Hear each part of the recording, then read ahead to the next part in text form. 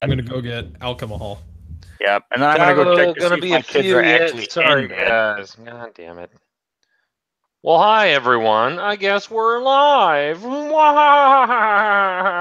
If you're wondering who this is Aaron the Coach Kroll, not Gordon the Worst Berg.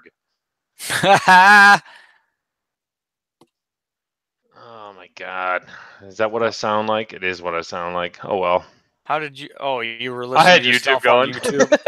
Because I could hear you 3 different times. I'm like, what the shit? I know. I was like, oh, hey, YouTube's going. Look at that. All right, so we're gonna just fucking ditch that, ditch that, ditch that, ditch that. I mean, if I wanted to, I could probably do. You know what? We're not gonna do it tonight. We got to do some practice runs. For everyone who's watching, we're gonna kick up the fucking production value of this measly little podcast. And what I am going to start doing is probably start running XSplitter on as my what you see me as, but that will allow me to put cards on the screen for everyone to see. Yeah. So better viewing for those who watch better the live viewing show. for her pleasure, baby. Yeah. Boom. Ribbed cards for her pleasure. Ribbed cards.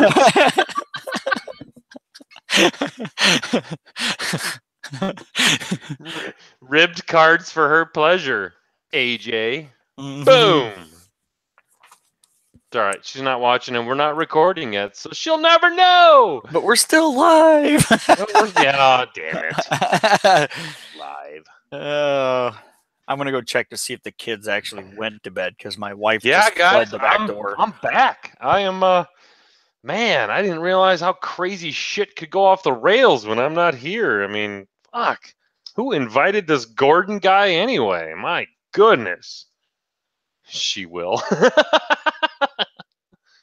Padre, you know, we're going to have a big shout out for you tonight, buddy. We're going to have, I mean, it's not going to be a prayer session, but it's going to be probably pretty close. So I'm just glad to see you're fucking coherent and typing well with all that morphine coursing through your body. I have to just deal with Exile, Ruthie, made out of Des Moines. Pretty good beer, actually. I think I'm going to have to pick this up for the... So I didn't realize this, but the picture on this beer is a chick pouring 2 glasses of beer on her boobs out of 2 glasses of beer, if that makes any sense. That is amazing. That, ladies and gentlemen, is talent. That is... Apparently, now I know the backstory. So is that going to be our next alt art? Huh? That can be our next alt art? That could be the next alt art. I don't have big enough boobs for that. Kyle might. Well, maybe I do. Coach. Don't let me down. I don't know. I'm working from A's to B's. Man, is it good to be back in the States. Holy shit. Where were you? Canada? Canada. I was in USA Light, but like still. Man. Fucking internet connection up there sucks balls. Well, how far were you into Canada? Oh, we hit the Minnesota-Canada border, and we drive another 6.5 hours, and then we fly on a pontoon boat into the lake that we fish on. Like, we're the only ones in the lake, but that's another like hour flight northeast. Okay. So we're like, because like they say, like over half of the Canadian population lives like within 100 miles of the United States. They're all just huddled up against us for warmth. So as soon as you do that, insanity. No, it was fucking great because when we got to Ear Falls, which is like the furthest north we go to it's like a hotel bar / restaurant, and we'd never seen the back part of the hotel open, but they had like lights and a DJ and like a full bar, and I was like, what's going on back there? And they're like, it's some chick's 40th birthday, and we're like, wait a minute, we get to see how they party in Ear Falls, and fuck yeah, I got to see how they party in Ear Falls, Canada, or Ontario, I guess what I should say. And let's just say beggars can't be choosers up there.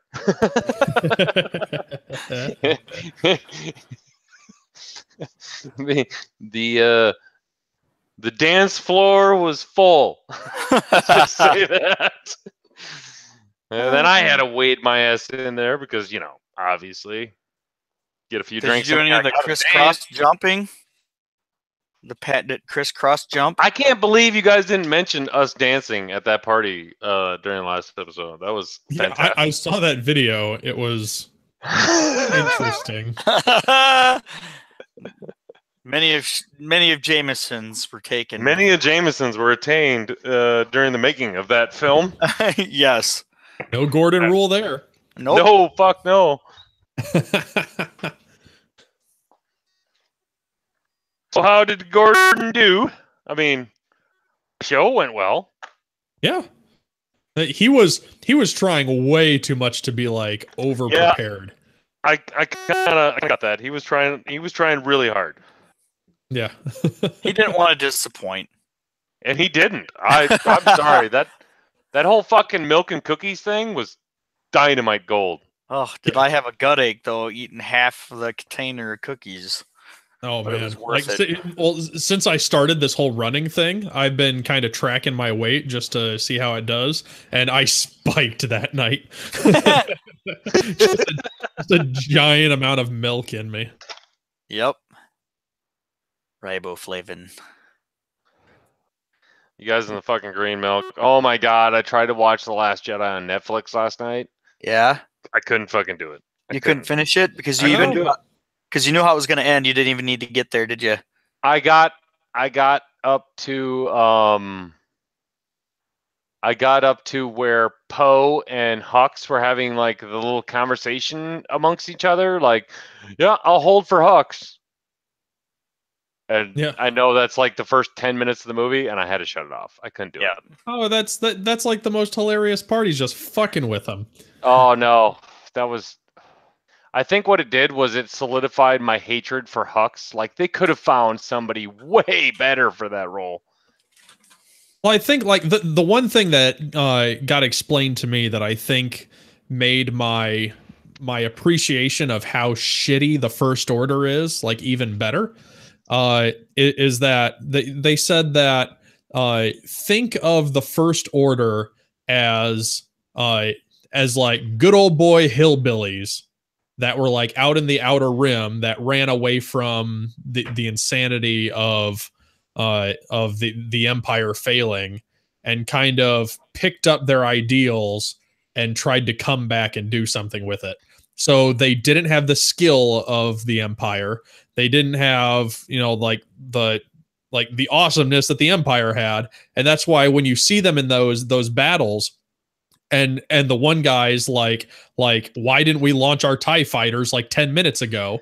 Yes. And that's why, because they were tactical idiots.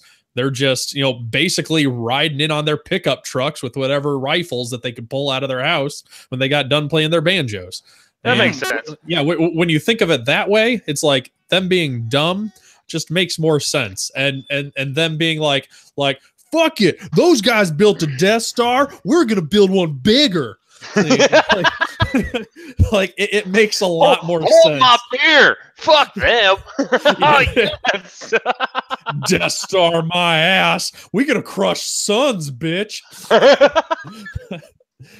Yeah, like so it makes a little more sense of like why were they so fucking dumb? That is the Empire I can get behind. Yeah, the First Order for the win. First Order for the win, baby. All right, let's start. Didn't win. Let's start Audacity if you haven't already. I did. Nope, I have not. There's an extra. I have some blue. You know what? Waves. I'm just gonna stop, delete it, and I'm gonna start over. Yeah. Waves. There we go. So there you go, Montana.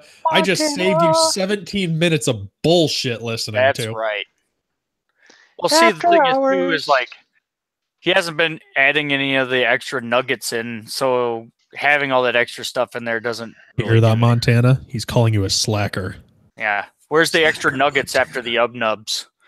The funny shit that used to make me what the fuck is up with that, man? Yeah, Montana, listen to the whole thing. The whole thing and pick out the funny shit. That's like the best part of the podcast is the little golden nuggets that we drop along the way.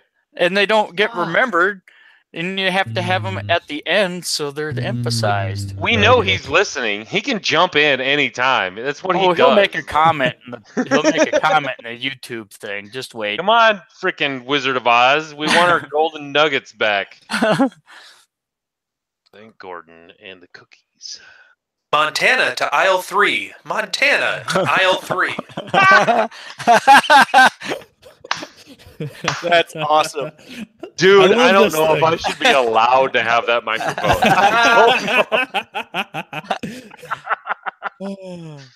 Oh my god, I would do way too much with that.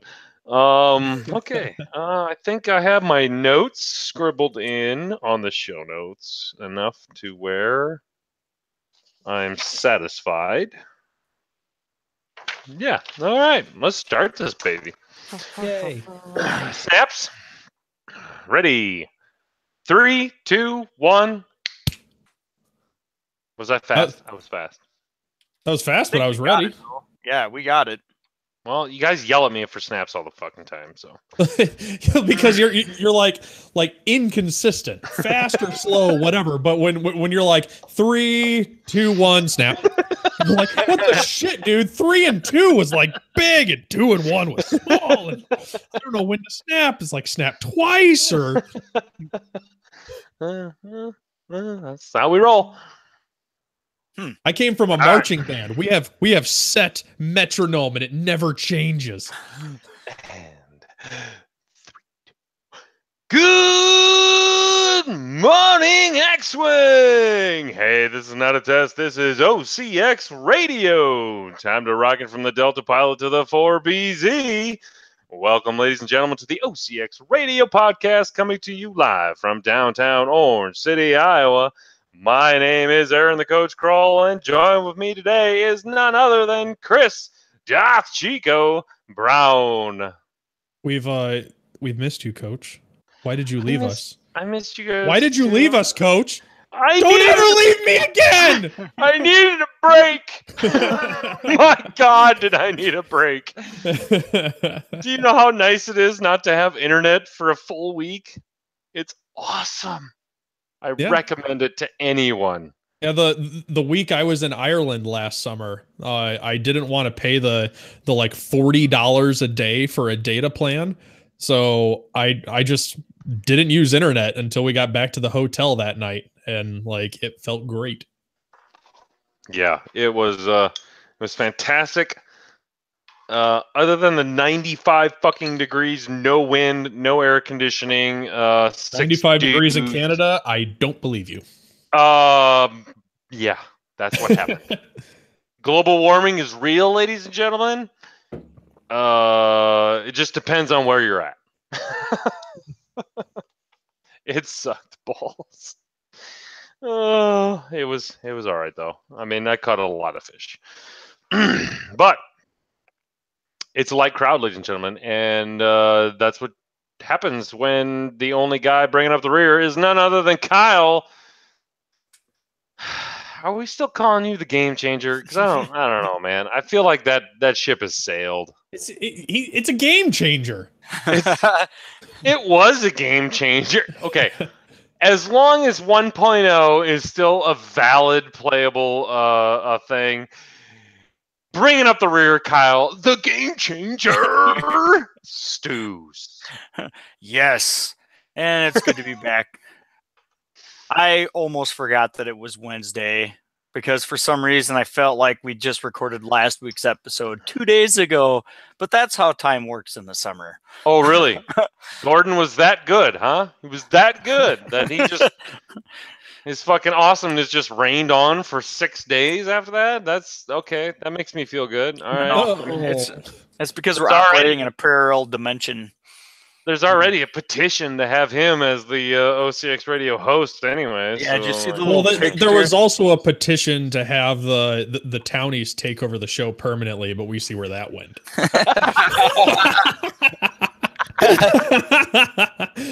Rat. Oh man, I don't know if the world's ready for that. It's just open mic OCX. Oh, that could be bad. Oh man. But if that meant we could permanently be just hanging out in the FFG parking lot getting drunk listening to the show, worth it. Yes, if we're allowed to do that, then OCX 2.0 for life, baby. Oh, that would be a lot of fun.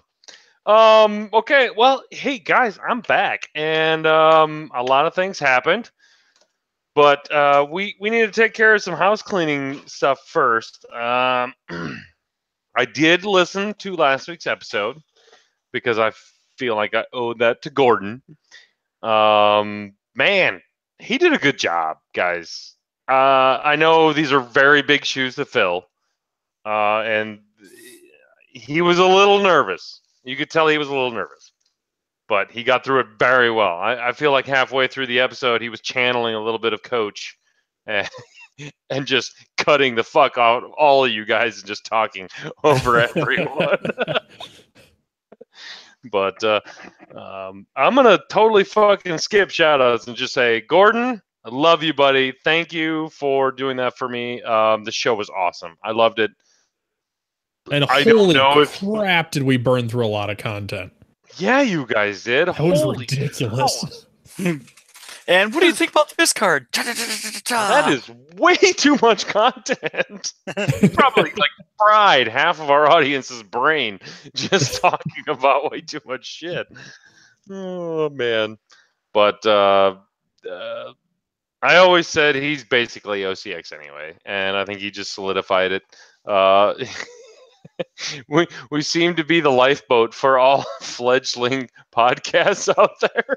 We are the XWing Vacation, and I am the bum who's been like living at the hotel for like a year, and you don't know if he like has a real job or if he just has money backing him this whole time, or so. Like, that's what I feel like I'm like. He's been doing too good of a job cleaning the dishes that we can't like let him go. Just we're not paying him either. Yeah. But no, I want to thank Gordon for doing a wonderful job. I'm super bummed I missed out on the cookies and milk. I mean, sort of. And did you? I'm pretty sure I would have deviated from King Gordon's rule. Like, I mean, you can do a makeup who wore it better and splash your face with green milk and compare it to Luke Skywalker. I'm not going to do that. That was wonderful. Because I think you won, Kyle. I think you won that one. That was pretty good. Although I feel like I was pooping green for the next 2 days. I did watch that part of. So if anyone knows that The Last Jedi is on Netflix now, so you can go watch it if you want to. I did, sort of. I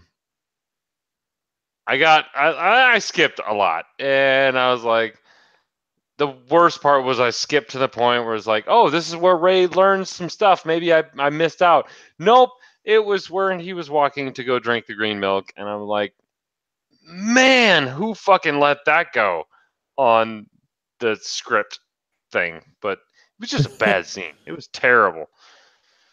But we're not going to get into that tonight. We are going to get into what's up for a good 10 minutes and what's up with the OCX community. Number one on my item list, and I think everyone who is associated with the OCX radio podcast will want to know, how's our boy Padre doing?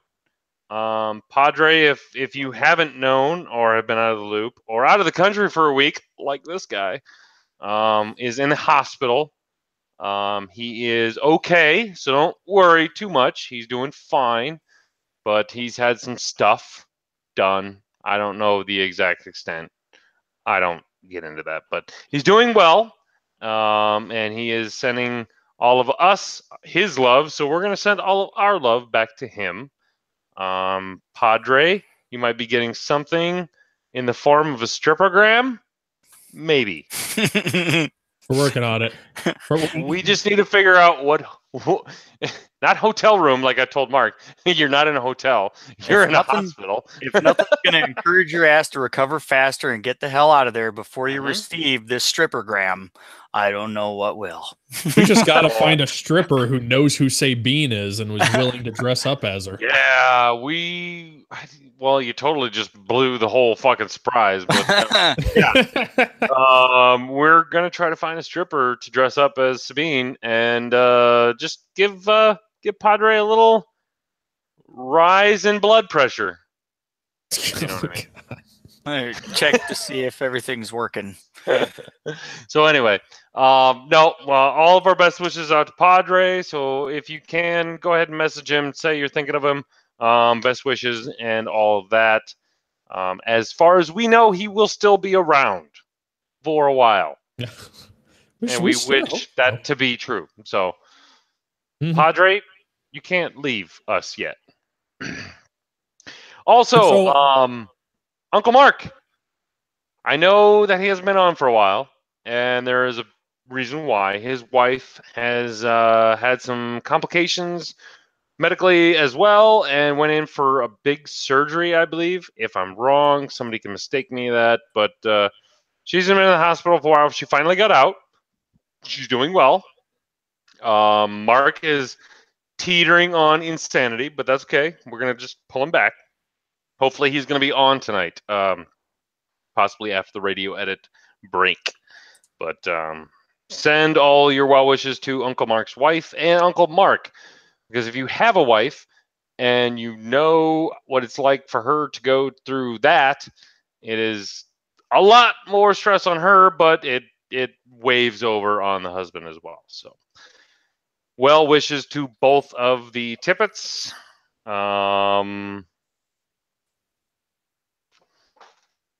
That's pretty much all I got for What's Up, I think, unless anyone else saw the crazy ass drunken video of Kyle and I dancing.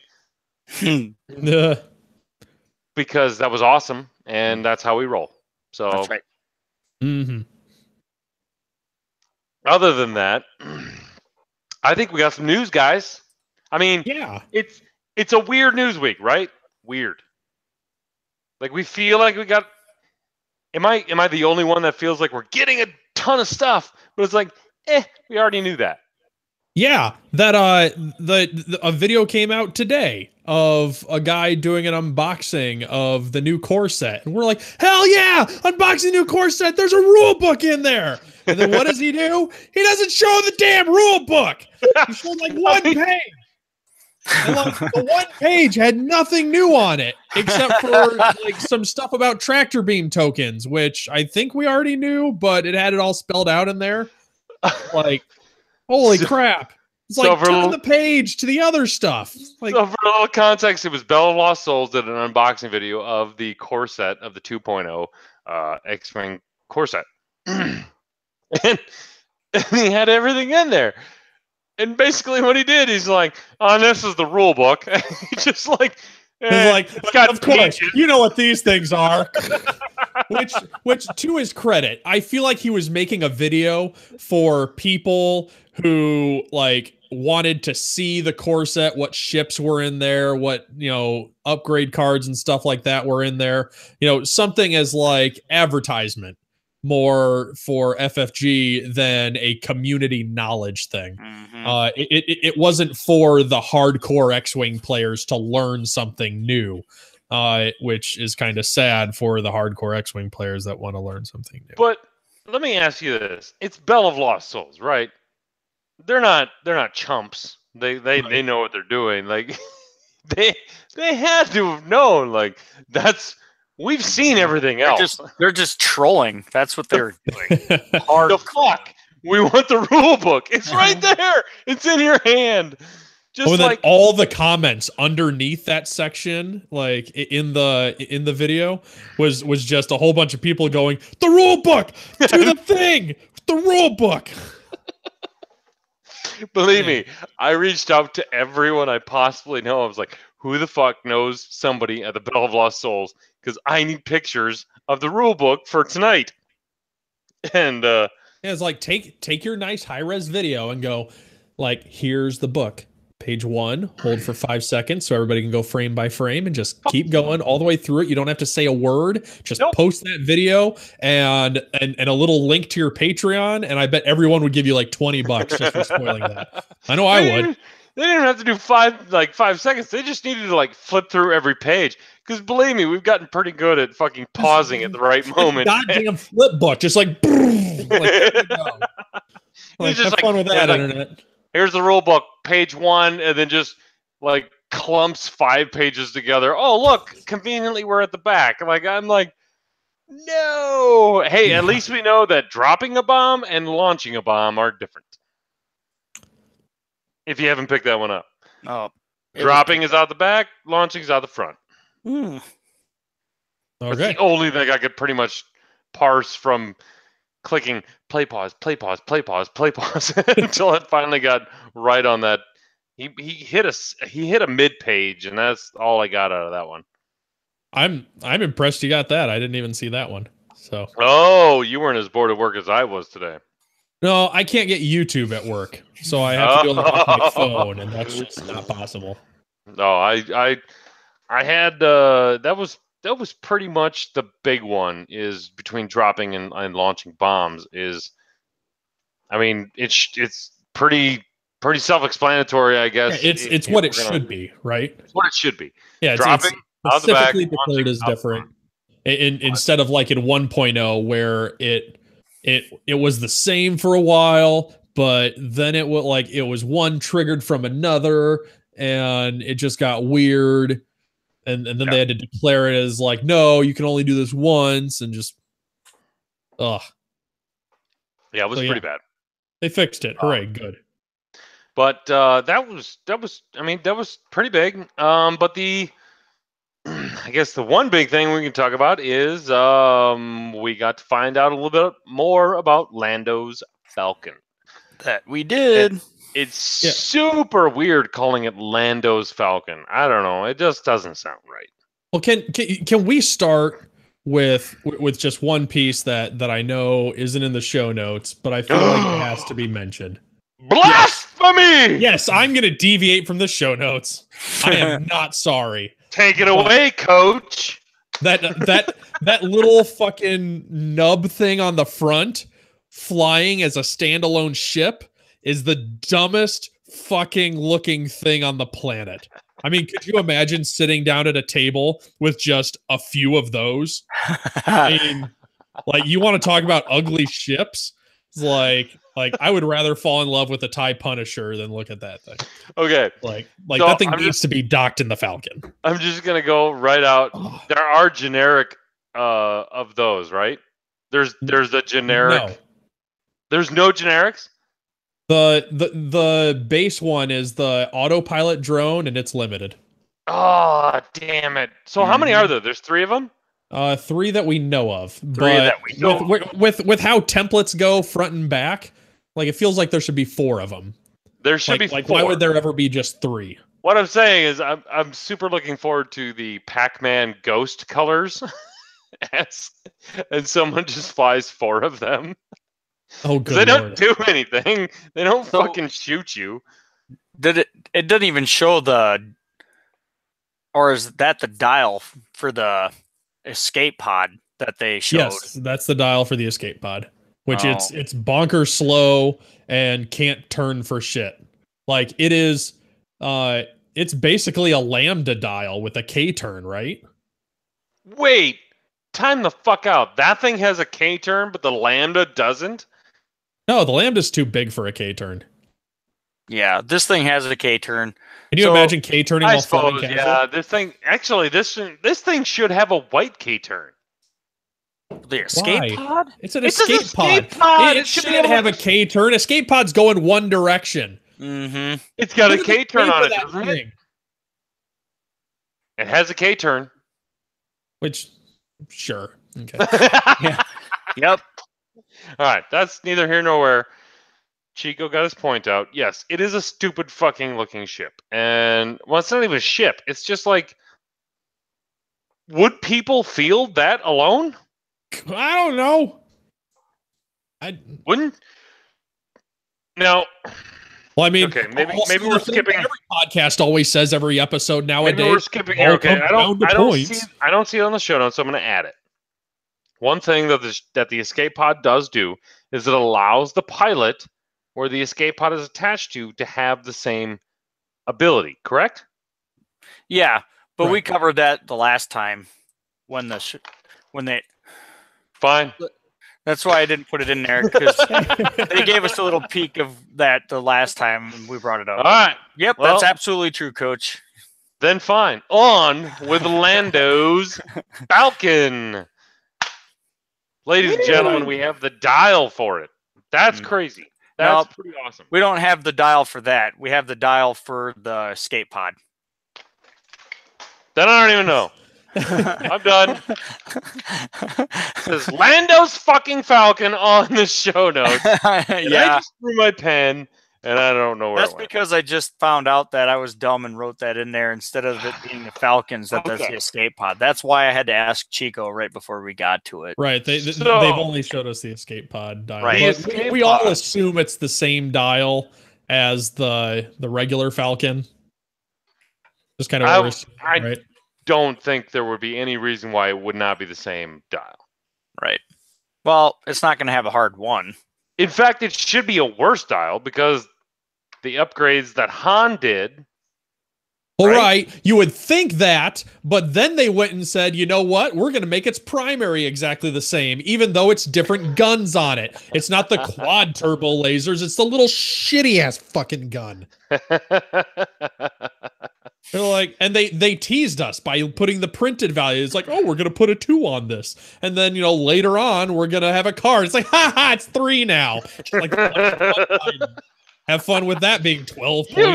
You knew it wasn't going to stay at 2. You knew it wasn't going to stay at 2. All right, so let's talk about these escape pod dial. It has a 0 stop. Mm-hmm. Has no turns except for the 2 hard, which are white. Red. No, red. Just like the Lambda. Mm-hmm. Has very predictable blues, which I'm assuming are like the 1 straights and maybe a 1 bank. 1 straight, 1 bank, 2 forward. Yep. So. Just like the Lambda? And no 4 forward. Because it's a fucking...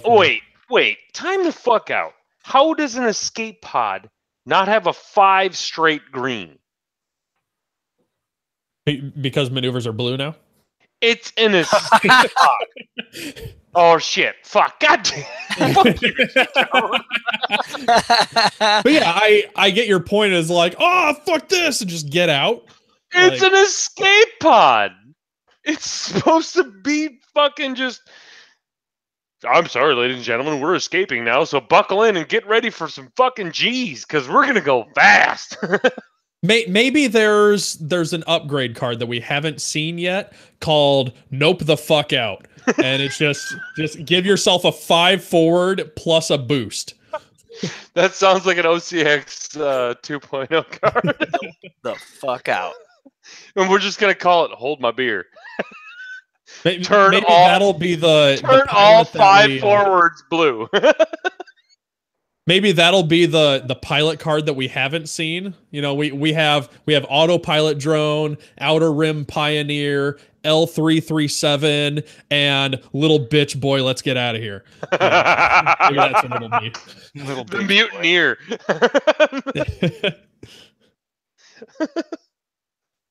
Oh my god, the crybaby or the coward.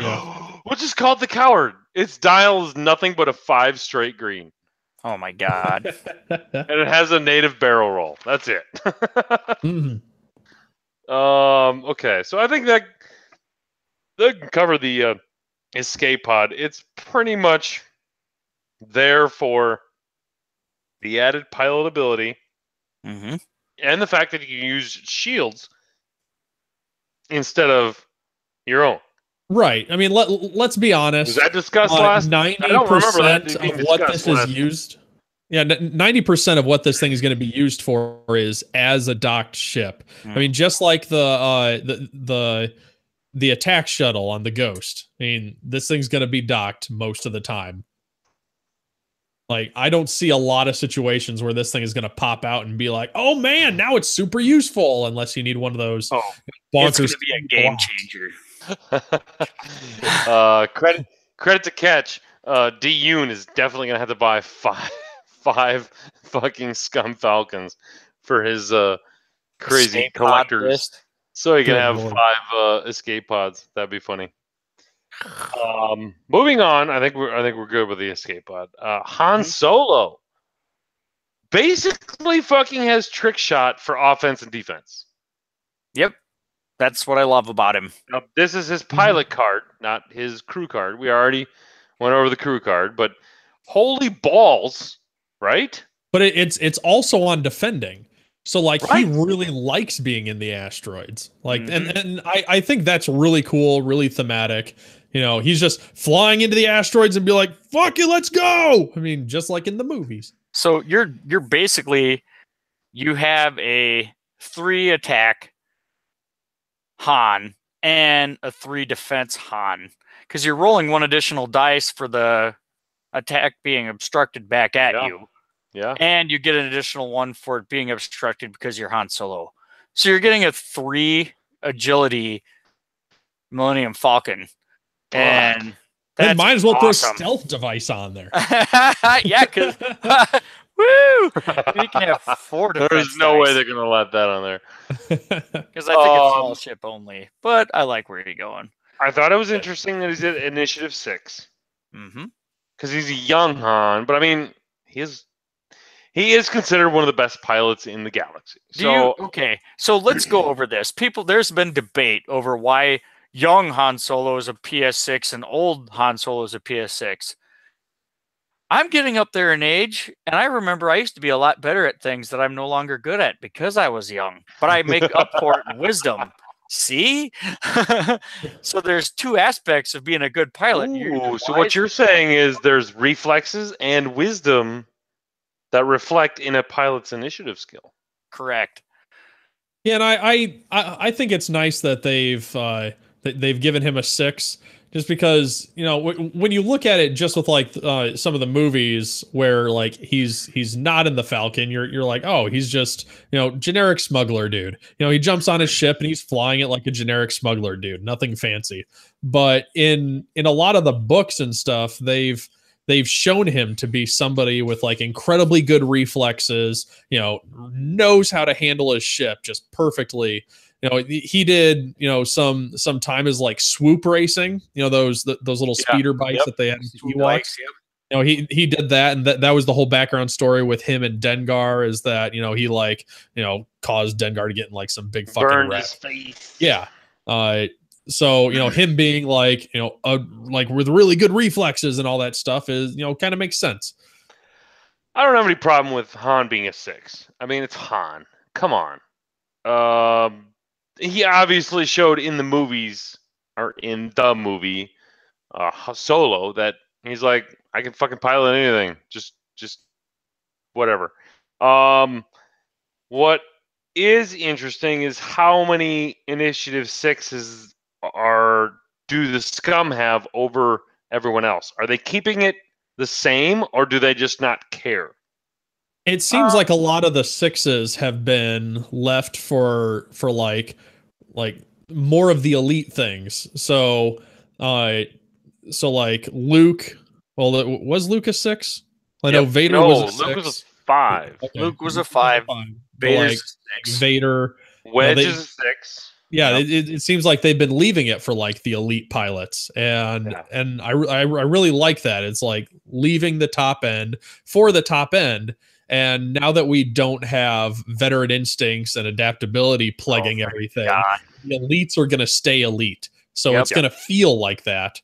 And then, you know, 5 is going to be like the sweet spot for, hey, really good pilots. So I'm excited to see that. You know, and then probably like Fen Rao is still going to be a 6, so they'll have that. And But yeah, I don't see a whole lot of sixes in Scum. And the adaptability, I agree. Like, they should be elite pilots. Like, I don't care if they have more and they don't have more. That's fine, because you can't up them, right? Like, I can't make this guy a 9 or a 10. Like, the elite pilots are going to be the elite pilots according to canon. Like, we're just going to have to deal with that. And I don't have a problem with that. Han is going to be interesting, especially with some of the Scum crew that we've seen already, and some that there's a lot of, that's what Scum are good at. Or did they see where they fucked up with Scum crew being so cheap that now that Scum crew is not going to be so cheap? Yeah, we'll see. Because if you load up Han Solo with some of the Scum crew we know now, that's a dangerous Falcon. That's a really dangerous Falcon. Excellent Falcon, because then you just throw the now Dengar on it, and then you get rerolls. Oh, yeah. Exactly. You throw Dengar, and then you throw... Bosk? No, not Bosk. You could put Bosk and Gunner on there, then get...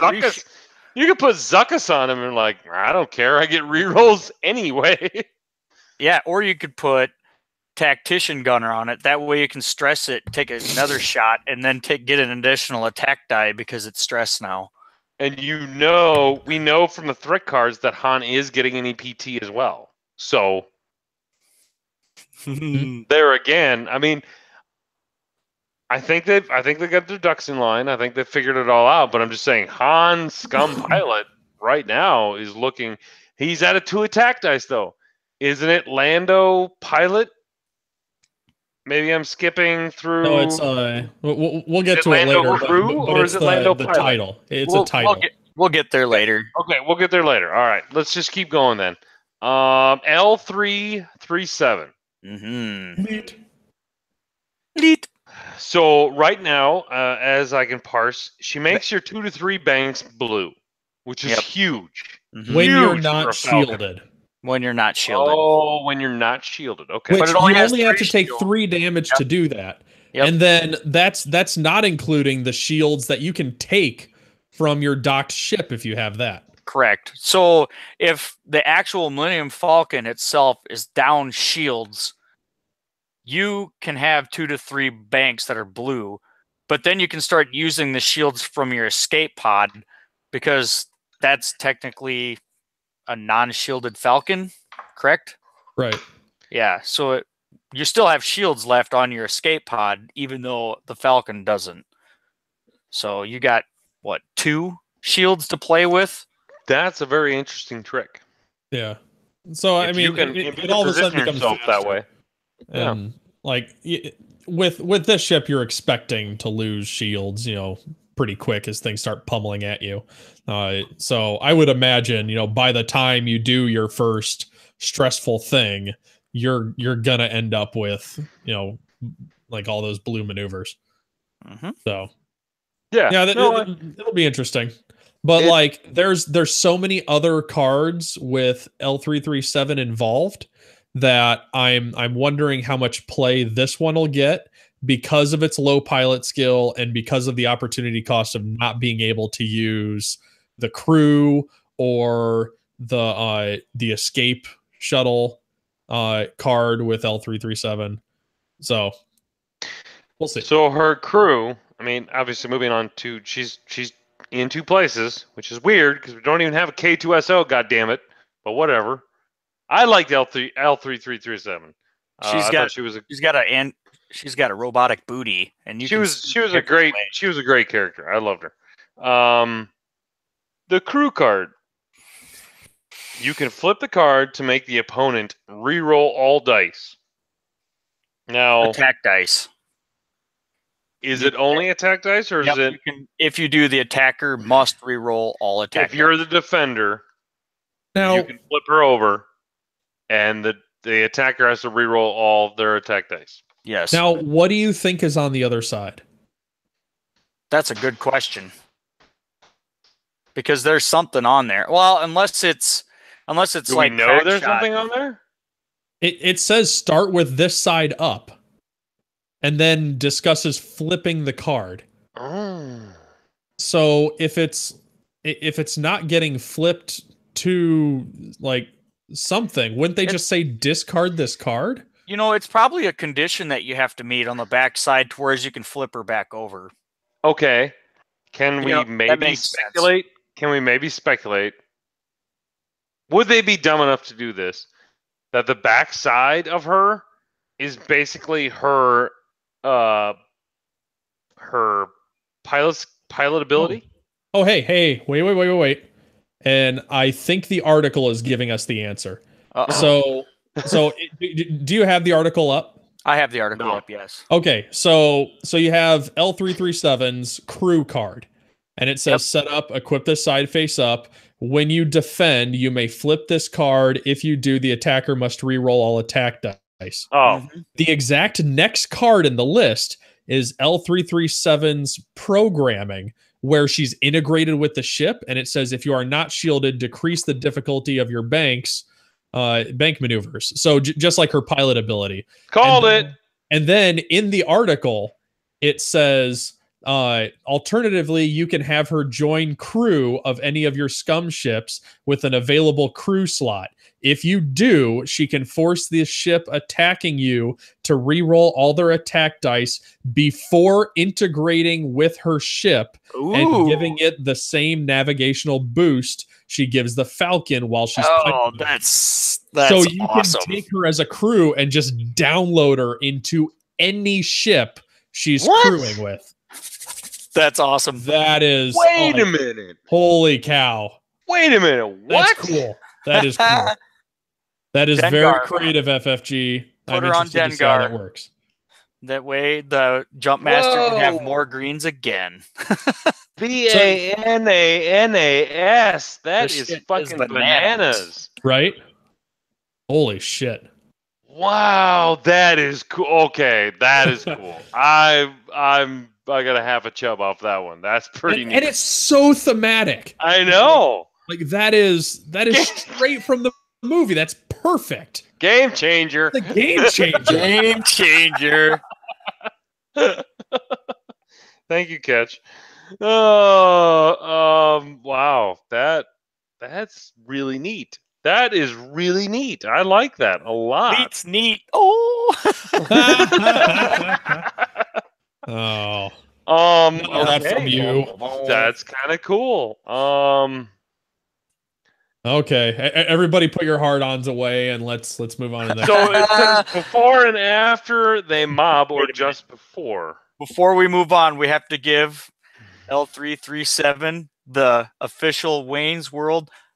We salute you. Swing.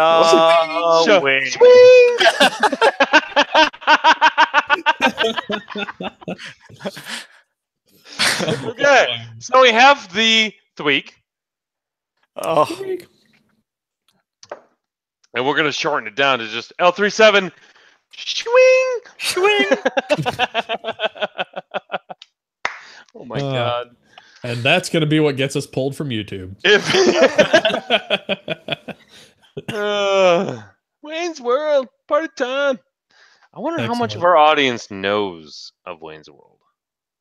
Quite a bit, probably. I mean, we actually have to ask that question now, because if you haven't seen Wayne's World, please go out and just stop the podcast, rent the VHS from Blockbuster, watch Wayne's World, and then come back and go, "We're not worthy. We're not worthy." That's right.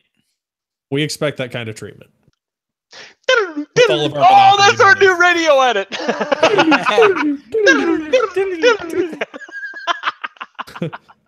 Coach, can you sober up so we can do the super happy ending? Oh man. Woo. I don't think that's gonna happen. Okay. So there's the question here: before and after they mob, or just before? What were you trying to go with that, Kyle? What? Where was I trying to go with that? Part of the show notes crew. Subsection before B. Before and after they mob, or just before? That's See? mod. That's mod. Mod. Yep. That's So my are they mod? drunken typing. Well, you know how in the attack phase, flip to force somebody to re-roll. That's during your modification step. right? So that's during your mod. Yeah. That's before they modify. So like you're only going to want to use that unless you need the green or the blues in a bad situation. Or if somebody rolls like all pink. hits and you're like, oh shit, there's a lot of crits in there. And I have a lot of hull, and this new damage deck blows ass. Yeah, it does. Do not take crits. If you cannot take a crit in the new damage deck, don't do it. Even the direct hit's worse. Even the direct hit's terrible. Yeah. Especially if you have a major hull breach. I don't know the answer to that question. So I think we just answered L337 integrating with her ship, because that was bonkers, awesome, crazy good. Mm-hmm. Right. Which was the next card we talked guys, about. Go crew. Crew is the way to go. L337. Crew. Right. Well, I mean, it just depends if you're running the Falcon and you want to use the crew for something else. You see what I'm saying? Because if you're running something like Dengar, you're definitely going to want to go crew. Oh, yeah. No, but I mean, like it has to start as crew. Because it says equip this side face up. Oh, yeah. Like I know. It has to be a crew. Yep. It does. It starts off as a crew, but I'm saying, like, if you were to use it on the Falcon and you didn't want to use the Falcon's crew slots, but you still wanted the ability to make your banks blue. Well, if you want banks blue, yes, go with the escape pod. But yeah, I got a feeling you're not gonna want to do that compared to what she does as a crew.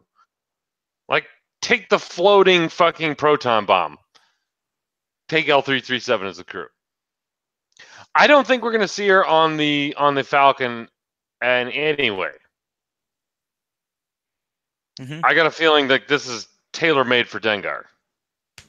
Yeah, I'll be interested to see what what ships have really bad banks that need to be made better. That also have they said that the Jumpmaster 5000 dial definitely got nerfed.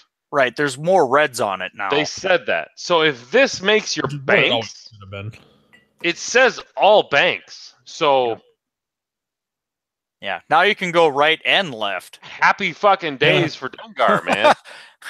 Where's Dengar gonna go? Oh, we can go right. Didn't see that coming. And if I get fucked, I get to make you reroll your attack dice. So if they give Dengar a crew slot. If they give Dengar a crew slot. Just give him a trick shot. How sad would Dengar be? Just give him trick shot and didn't have Elite as the crew. And then you don't have to have the punishing one title. And then so sad. He would be sad. Okay, moving on. So we have Lando Calrissian crew. Got him. Fucking A, I got him. That fucking that. Lando Calrissian. Lando Calrissian. Yes. What does he do, Kyle? After you roll dice, you may spend 1 green token to re-roll up to 2 of your results. Balls fucking crazy awesome. And that's any roll. Like any of them. Any roll. Spend any green token. Yep. Doesn't matter what it is. I mean, reinforce, evade, focus. Doesn't matter. Mm-hmm. I don't know. I'm gonna. That's neat. Quick size step here. Calculation tokens, are those green? Yes. Yeah. They're green. Yep, there you go. Is anyone else loving the fact that they went color coordinated on the whole token thing? The only downside of it is that it's going to make third-party tokens a little difficult to work with because shape and color matter. They did that on purpose. Oh, yeah, they do. They're cornering the market to make the people want the acrylics and the metal tokens they give away. Well, except now they made all metal silver, so it's like, oh, got to spend a green token. You can't do that with your silver ones. FFG, Wade, Not a fan of the metal, man. I'm not a fan of the metal. Well, I Cool think it for just needs everything a else. little work. Like if you could get one of those people who's really good at like painting like into the recesses of it, I think would be really neat. Let me enlighten you with somebody that knows that how to work metal and get things done, because I do that all you the are time. a what, Kyle? Machinist. So when you're dealing with like metal, you can actually send it to these plating companies, and what we do is you can get some of this stuff called anodized plating, and you can have whatever you want plated. You could make these tokens out of aluminum, and I'm giving a lot of people ideas of where they should go with this in the future to make a lot of money from these third-party vendors. You get these tokens, you make them out of something like, let's say, aluminum, nice and light, but it's not going to blow all over the place, better than cardboard. You send it to a plating company. You can actually get green anodized plating that's about a thou thick that'll make it a green token. It won't affect the detail of the little eyeball or the evade token or the reinforced token. And there you go. You've met the criteria. You've got a metal token that meets the colored standardization that these cards are calling out for. And that's another thing that FFG can take to the bank, because it's not really that hard to plate that stuff with colored anodization. And plus, it makes it harder than hell, and you're never going to dent the stuff. And that's kind of what the what people do with like the colored challenge coins, right? Where you have the challenge coins that are like all metal, but they've got color all through it, and they're beautiful. I don't know how they do that. But that's just what I know. So. But that's something that I was looking at is like I've got all these challenge coins that are, they're just, just one metal, but then it's got all of like these nice colors through it that, make it look just so much better. And, I feel like that process needs to be done with those little tokens, like the shield tokens and the focus, just to give them some color, make them pop. Because that's like those always look better. And like I've seen those in some board game like upgrades that you can get, where you get like, I'm getting the metal token upgrade, and it's got colors like all through it, and they're gorgeous. And like that's what I feel like if you're gonna do a metal tokens for these bonuses and tournament winnings, like it needs to be that, especially when you're working with a game that's requiring colors. Because like we all understand. I mean, we've had this in regular like first edition X-Wing, where they're like, okay, if you have a red target lock on you, you can move it. It's like, oh, but I have the silver and gold ones from Worlds. Like, yes, but you know what it means. You can translate it in your head. Quit being a little bitch and play the game. So shameless. Shameless plug for our OCX Patreon. If you haven't or are not a part of our Patreon, boy, are the next challenge coins going to look fucking sexy. Mm-hmm. Right? Mm-hmm. Wow. Montana has outdone himself once again. The new OCX $20 Patreon challenge coins are, man, they are going to be fucking sexy. If you want to head on over, I don't know if we have the video linked to our Patreon page. If not, somebody should get on that, because I'm not going to. But the new etching is, there's a little video on what the new etching is going to be. And did he spoil that video, or are we the only ones that watched it? Oh, maybe we're the only ones. I'm pretty sure that we're the only ones that got that. No, he put it up somewhere. Like, I know it's available somewhere. Oh, okay. I think it's on the OCX Radio YouTube page. So if you are a subscriber to the OCX Radio YouTube page, or you just type in OCX Radio, and I'm sure it's in there somewhere. But anyway, if you would like to be a Patreon, you don't need to be the $20 Patreon, but if you do, damn. And while we're super bonkers derailed, we got back the initial what the art for the next alt art card is going to look like, and we got it done by a really awesome professional artist. So we got the sketch finally approved, and he's going on to the actual process of like painting it, and it looks amazing. Like, Coach, you haven't even seen it. It does. Man, I'm really excited right now. You should be. Okay. That's awesome. Well, here's the thing, Coach.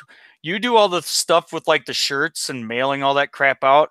So we kind of didn't want to have to burden you with everything. Thank so we you. took some of the stuff and did it without even letting you know, because then you would have to think that you needed to be involved, but we totally got it covered. Awesome.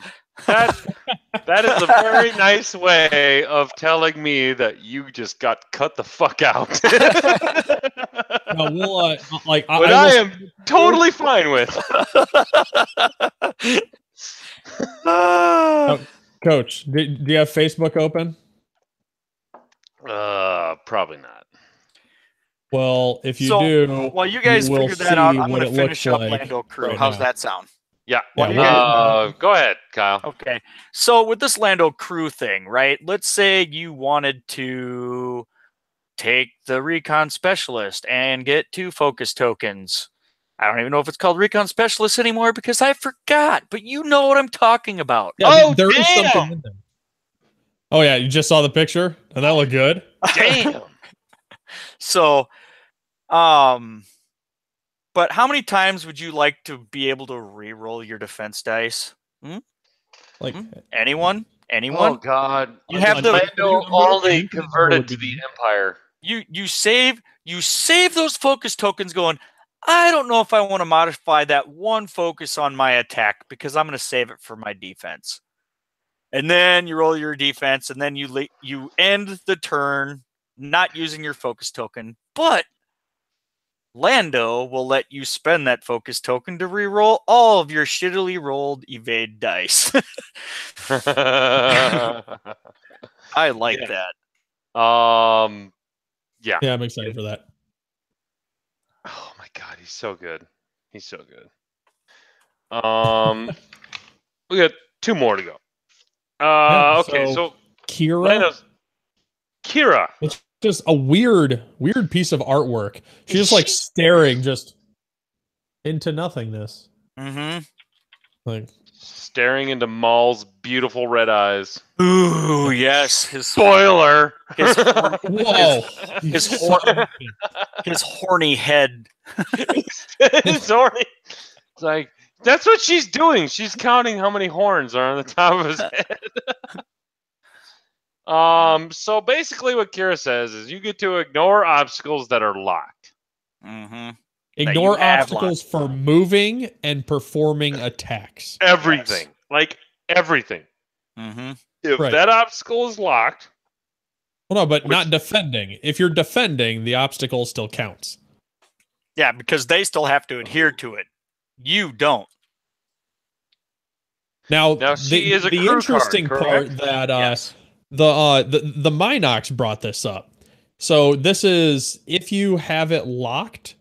I guess that doesn't really work. How did they explain it? They were trying to figure out if somehow you could ignore the obstacle, do your attack, and then at some point, like spend the target lock so that the obstacle is now still involved. But now that I think about it, it just sounds obnoxious. No, it sounds like ignore that. Minox, what are you talking about? What are you talking about? They've been chewing on too many game, Minox. Jeez.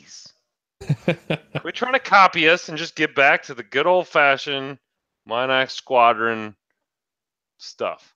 What the hell are you doing? I'm trying to fucking catch this gnat. We got gnats in the store, and it's really that's fun. Me off. No, what I find interesting is she's a crew card. So you put her on Han, right? Yeah, it doesn't really work with Han. Yeah, because Han needs it to be obstructed. Yes. And this is ignoring the obstacles. Totally ignores it. I gotcha. Okay, never mind. Yeah. Bad call. So it's like they don't work well together. Don't do that. Even do not put Kira and Han Solo on the same ship. See, that's where the Minox were trying to find a way to do those both together. Bullshit. It's too complicated. Maybe I should be on the Minox Squadron podcast. Now, I really think this is going to be one of those cards that's not used frequently. No. Because I think the opportunity cost of not being able to use other crew is going to be far too high. Like, you're going to want to use other crew so bad that this isn't going to be that great.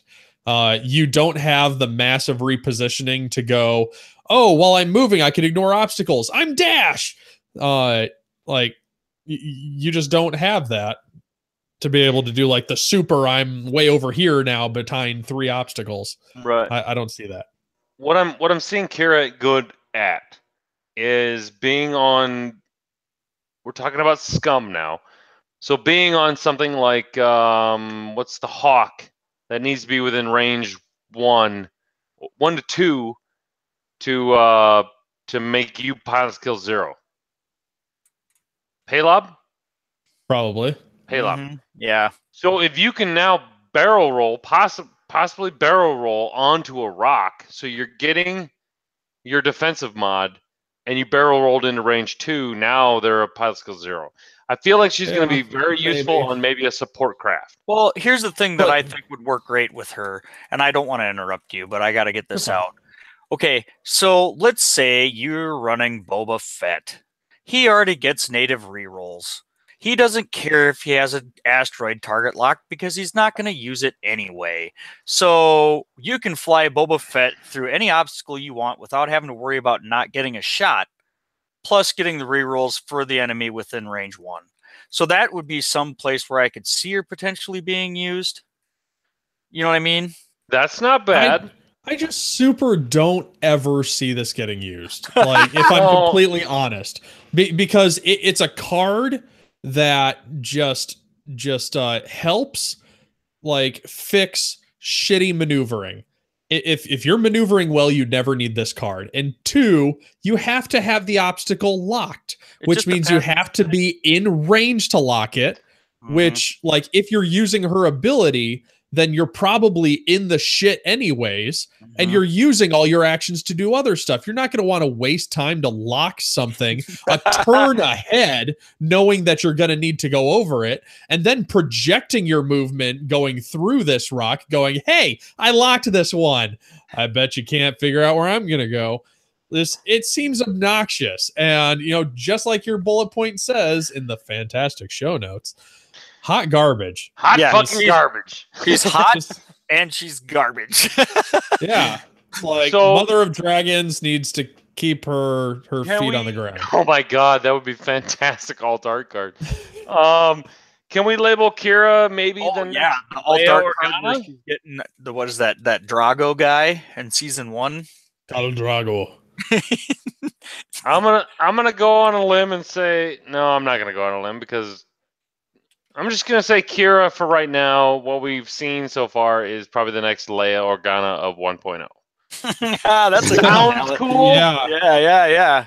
But you're never going to take her. She's going to the back of the book. She's going to the back of the book.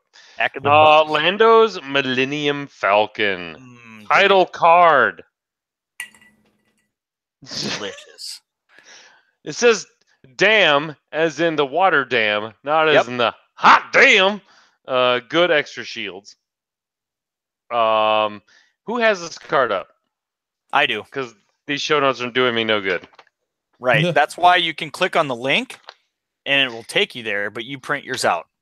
Click on the link. Yeah. Poke the paper, coach. Poke the paper. There you go. I'm clicking. So the Lando's Millennium Falcon title reads, one escape craft may dock with you. While you have an escape craft docked, you may spend its shields as if they were your own ship card. Oh, okay. Now, you may spend its shields as if they were on your ship card. So is that, like, the wording for that is a little strange. Is that shutting down those abilities that say you can't be shielded before using this ability? Ooh, but it says you may. Yeah, it's a may. So you can have them off to the side. like back up for a second. Like Kira, that card we just went through, doesn't have the word may. always ignores obstacles. You don't have to declare it. Right. While this card is sitting in the back of my book, I will worship it for not using the word may, because I'm so fucking tired of people and dash. Okay, back to Lando's Millennium Falcon. So we'll just say that no, it doesn't shut down those abilities. That would be my guess. May. May says May. Mm-hmm. It's gonna be May. Third paragraph on this card reads, while you perform a primary attack against a stressed ship, comma, roll 1 additional attack die. Oh, against a stress ship. Yes. Oh, thank God. Yeah. There's a fucking condition there, man. Yeah, I really thought it was just a hooray, it's 3 all the time. And that felt so dumb because they were making it as powerful as the ship with quad fucking laser cannons bolted to the top and bottom. No, it's a stress ship. So there's a condition there. So it's not awesome, but if you're gonna be it helps if you have someone who gives out stress. Mm-hmm. Or it's just one of those abilities that says, I fucking dare you to K-turn. Are you sure you want to do that? That talent roll looks real cute right now, doesn't it? I'm gonna fuck you up with a 3-die attack if I do. That's right. What it's saying. I love those abilities. Nope. It's like, it's not doing anything for me. Fuck your plan. Fuck that. No. Next OCX t-shirt is, I dare you to fucking K-turn. And it's going to be this symbol instead. That would be great. Just wearing that at a tournament, and then at that moment that you think a person is probably thinking about K-turning, you just fucking pop out your chest and be like, I might know what you're doing. Right here. Right here. That's fun. Everyone Are you going to do this? Everyone for 5 tables knows you're about to K-turn.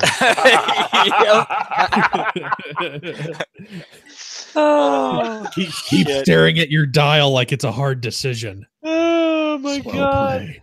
That might be the mass-produced OCX radio podcast t-shirt. Is I dare you to fucking K-turn. So can you imagine wearing that out in public? People are like, I don't know what he's talking about. I dare you to fucking, and then the upside down sign. Yep. All right, it's done. So we're doing it. This as I was writing these show notes, because I barely looked at this article until I started writing the show notes, and I can guarantee the groupies know what I'm talking about, because as I was putting all this stuff on here, it started adding up in my head, and now I'm really super excited for the Scum Falcon. I wasn't really excited before. You were super bummed about it, dude. Yes, but this thing has got me. Oh God, I can't wait. What did you just do? I just busted 2 bottles of beer on the ground. Oh no! Like with beer in it? Yep, totally full. He's just watching that shit foam all over the place. They fucking went everywhere. Get Ribin oil flavor in here and get him in to clean it up. Get the camera. Get the camera down there. Party foul. This will get edited. Here we go. Here we go. Right, well, gotta protect him. So the 6-pack was sitting on the edge, and I took the leverage that was keeping on the edge out, and the other 2 just went over. All over that nice poster that you're supposed to be looking at while you take a dump? Clean up on aisle 7. Clean up on aisle 7. Yes! Oh man, I'm not even gonna do that right now. Fuck that. Oh my gosh, that is. I got a full beer. Who fucking cares, the right? The picture on the beer says to pour it over tits, not over the floor. I didn't realize it was like teetering on the edge until I took the last beer out. I was like, I need another beer, and like I just saw it in slow motion go. Bump, well, I need another beer as well, so let's hammer through this and get to commercial. Yes. Yep. So, where I was going with being really excited about the new Scum ship, Montana's probably going to have to edit that out so it doesn't sound like we went anywhere during that. and maybe put it in at the end. Hint, Look hint. at you and your radio fucking... It's almost like you've been doing this for a year and a half. So, does anybody remember a certain build that I used to run with the Jumpmasters called the Junkyard Dogs? Coach sure does. So you can literally put trick shot on Han Solo with a rig cargo chute with Lando's Millennium Falcon and all its wholesome goodness, and then you can get 6-shot Han. Yeah. Yep. No, you can't. Yes, you can. 2, 3, Two? 4. 3 because stressed. Obstructed gets you 4. Trick 5. shot gets you 5. Yep. Range 1 gets you 6. Oh! That's a lot to set up. Ball. No, he'll do it. I'll fucking do it. I did it how many millions of times with my Junkyard Dogs, dude. I ran those things like they all had the Punishing One title on them just with trick shot. No joke. Oh, Lord. So you're looking at 6-shot Han with 3 defense dice. That sounds delish. Well, but then your opponent also gets an extra defense die. We'll let you run that as men. Camera stuck on Coach. Oh. Is it really? Oh, God. So, because I presented to you. So I didn't do that. That's fine. I'm okay with that. Okay. Oh, so there you go. 6-shot Han. That's Very what nice. I came up with. 6-shot Han. Yep. Okay, That's such balls. so after Lando's Falcon, now we're getting into the little escape pods. No, we're at Lando Pilot. Yep, Lando Pilot's on there. Lando Pilot. How far do I have to fast forward to that? Oh, we skipped over. I just stopped putting links in there. Okay. Why does this L337 escape pod? Nope, it goes Lando Calrissian, the pilot first. After you roll dice, if you are not stressed, you may gain 1 stress token to re-roll all of your blank results. Initiative 4. What? Okay. So stress yourself out and get a free target lock essentially. Or your defense dice too. Oh, and on anything. Mm-hmm. Yep. So he works kind of like his crew, but you have to take a stress instead of spending a green. Or if you're super excited to take a damage from an asteroid, he could be like, you know what, Lando, stress, re-roll that. There you go. I'm crazy. I live on the edge. I like that one. I like living on the edge, baby. Mm-hmm. Okay, got to get that extra damage to make all my banks blue. Okay. So, yeah, interesting. I like that. Next, Kyle. Then we have the Outer Rim Pioneer, which friendly ships at range 0 to 1 can perform attacks at range 0 of obstacles. What does that mean, Chico?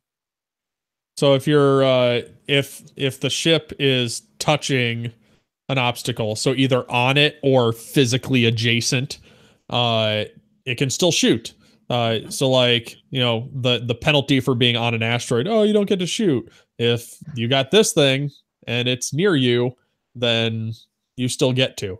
Sweet. So you're telling me that if you have this escape pod docked to Han, you can actually be parked on the asteroid, still get the benefit from his ability, and since you're your own friendly ship at range 0 of yourself, you can still attack? Yep. Amazing! Or you just don't land on the asteroid. No, is this the gem out of this pack? Only Like for that's what you docked to it? Makes sense to me. Well, I think L337 is probably better, just making the banks blue. I mean, But this you're one's gonna run the crew card anyway. huh? You're gonna run the crew anyway. Oh, yeah, maybe. The crew is way better than the escape pod, and now you have Outer Rim Pioneer that you can now fucking just. I'm on a rock. I can still shoot you. Mm-hmm. Yeah, and this guy is kind of the new Zeb. It's the lowest pilot skill docked ship that's decently useful. So it's super cheap. Most likely, yeah. Most likely the cheapest one. Well, autopilot drone will probably be cheaper, but it gives That's no true. benefit while it's docked. I'm going to Is go why with I think it's going to be Outer obnoxiously Rim cheap. Pioneer is the winner. Oh, and we're also failing to recognize that the Scum faction is getting a coordinate action. Oh, yep. The fuck? Yep. There it God is, damn ladies it. and gentlemen. Now, Now, granted, that's only on the ship when it's not docked. yeah. So it has to fly off and do that. Which how Yeah. often are you really going to do that? Like it's like getting to use Zeb's ability these days. Actually, It's like, 50% how of the often time, do you really every get to time. do that? with the next pilot that we're going to discuss, the autopilot drone, is it an is it an action to remove a charge counter, or is it just No, remove every a charge turn counter? it happens. So yeah, we'll go on to the So autopilot you can do drone. a coordinate and remove your charge counter. There you go. You got 2 turns to coordinate something. Yeah. What's the stat line on this drone? All 2-2-2-2. No. Action wise. Oh, calculate, barrel roll, and red coordinate. Because you can only coordinate what's on their action bar? No. Well, it's either a focus or a calculation, depending on. Oh my gosh. Did no one else see this? What? So all of these pilots have like their little subtext title thing. Yep. See the one for autopilot drone? It says set to blow. Oh my god. All right. New OCX Altar card. Done. That is like, it's like, that's, you know, like she's changed from suck to blow. That is amazing. That is such a throwback to the old movie. That is great. I love that. Anything that references Spaceballs. Oh my god. I wonder if they did that on purpose. Oh, shit. That's amazing. Set to blow. Oh my gosh. Oh, shit. I gotta look at what the other ones Hurry are. up, coach. Read what that card I don't said. fucking have it. I got paper. You guys have internet.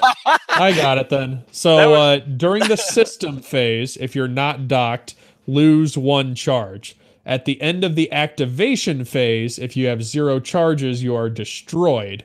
Before you're removed, each ship at range 0 to 1 suffers 1 critical damage.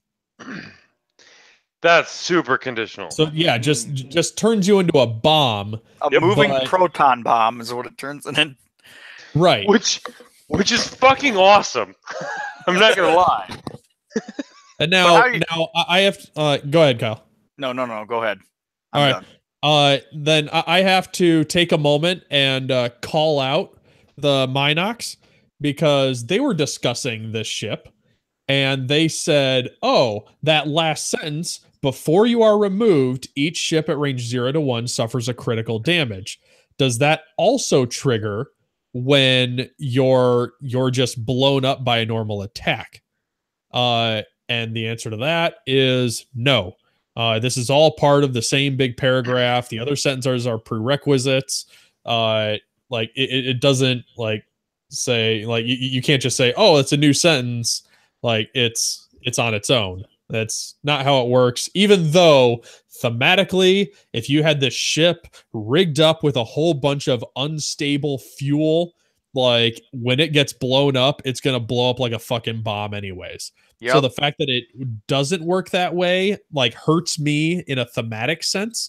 Yes. But the way that it's written, you have to survive until that point that you blow up. And it even says in the article, it says this ship is set to blow and do massive damage to any ship nearby after 3 rounds, but it'll need all of its shields if it's going to survive that long. So that's kind of calling out right there. And now I know these articles aren't the greatest bastion of information, considering there's an error in every one of them.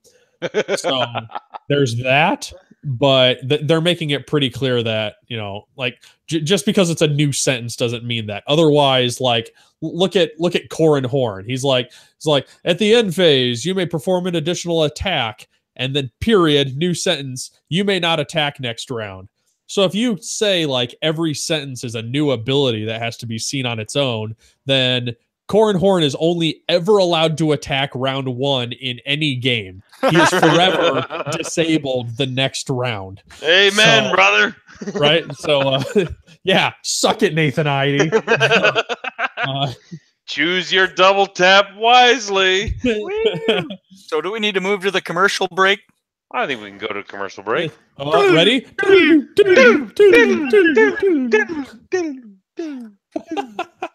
Oh, man. That was amazing. I haven't had chat up this whole time. What's everybody saying? Stuff. Coach only. Camera on coach only. Duh, fuck. Yep. Man, I spilled a lot of beer. Yeah, go clean that shit up. Coach. Stop being sad for a second. What do you think about that artwork? Dude, that's sexy. The eyes are a little weird though. Well, it's just a sketch. I know. It'll look better for the actual painting. I'll send you a picture of what this guy is capable of.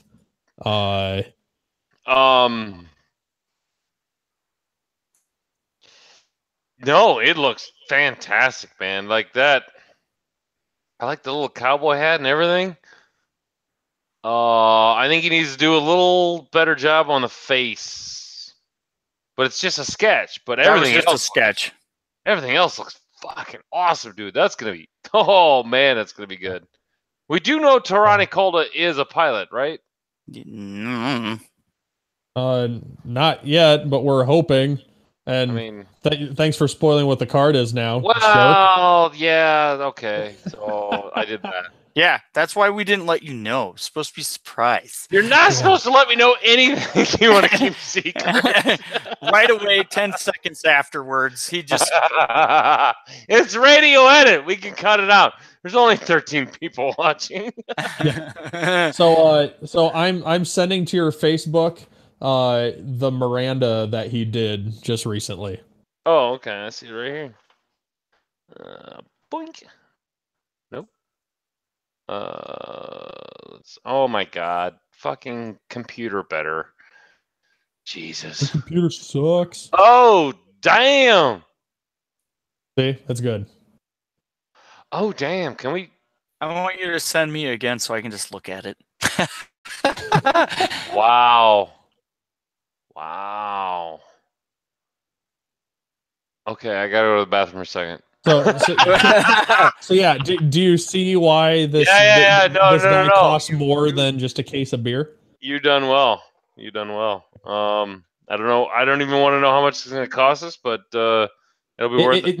It is costing how much it usually costs. A couple of good for us. From Coach the next time we go to Worlds. Hey, good news is I sent a bunch of templates off to Luke. So hopefully within the next week or so, we'll be able to see how the 2.0 progression goes. Hopefully it goes well. And if it goes well, I'm sending the whole fucking lot out to him. And I've got a deal set up with the guy here to paint them all. So hopefully the templates, 2.0 templates, will be shipping out in a month. Best? I don't know. I'm not going to put a solid date on it, but things are looking better. It's been a fucking... my God. Apparently, I got Patrick McDonald to about spew his coffee all over his desk with that post I put in. Which one was that? The one where if you take the dad and put FFG in his place. Oh, and yeah. The children being the players of XWing. This is a steamy pile. This is like Satan farted, tooted, lit it on fire. Where's the curse Satan into it? Oh, I don't want to pick that up. I'm gonna go to the bathroom. I'll be right back. Okay. So Kyle. Yo. Since he kind of spilled who the card is, should I show him the drawing? Oh no! Don't do it. Okay. We'll make him suffer. Haha. Suck it, groupies. Yeah. I mean, I will show them what the artist. I'll show them the Miranda. yeah, just show them the Miranda, and then they'll understand that that's the artist that we got. Because so there you go, guys. That's the Miranda from the artist we got. And like that is amazing. So that's what we're getting. hey, he came in during the commercial. That's awesome. Whoa. Good timing. What timing? Yep. All right, stopping that. OCX Radio. Join the conversation. What now? I don't even know what this thing is. Oh, I see. Are you guys I'm doing learning new Audacity? Yes. Yes. We can Cool. click you in after commercial. Yeah. We'll Okay. I can't believe that Patrick put that back on there. It's funnier and crap. Patrick put what back on? I shared that that funny video on the OCX podcast site, and then he shared it again. I just love the other daughter. Is like, Daddy, I like the food. Yep. It's like, oh, thanks. Like, can I have dessert? It's like, no. Then I lied. Savage kid.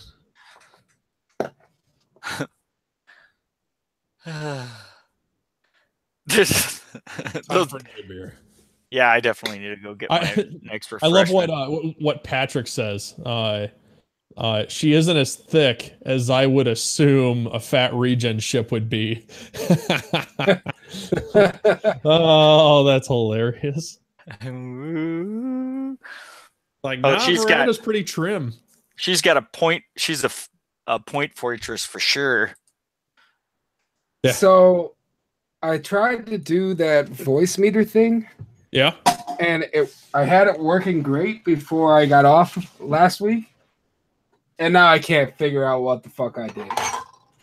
I can't start over from the beginning. I don't know. Yeah, I know. I can't get Audacity to see the other input. Well, you just have to change it to voice meter on the input selection thing. Yeah, it's not there. I don't know what the fuck. Did you try turning it off and on again? Yeah. Nice. That's the first thing I did. Do it again anyway. That way I know you're not lying. I went in and disabled and enabled the voice meter input and the cable input and open and reclosed Audacity 4 times. And I got nothing but an echo in my headphones now. It's really that's weird. What that is. Do you hear an echo? I don't hear an echo. Oh. I need to get another beer. You sound normal to us. Oh, well, shit then. Come on, Chicago. Don't you want to sound awesome, awesome, awesome, awesome? Yeah, I can't. I don't know what the fuck. Yeah, I don't know.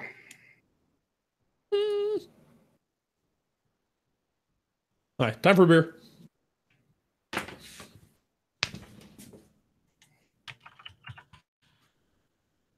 Okay.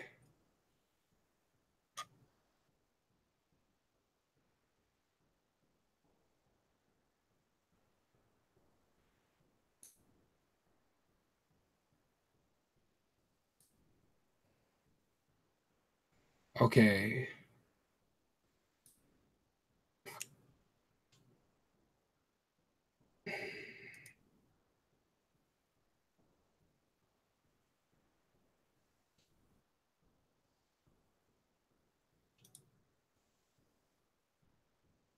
Okay.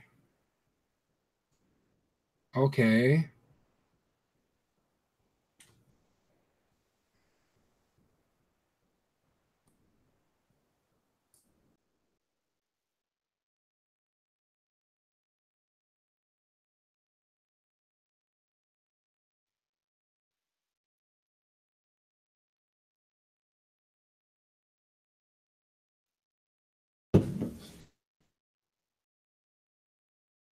That was fucking weird. My neighbors are like outside just fucking power walking at 11:30 at night. Weird.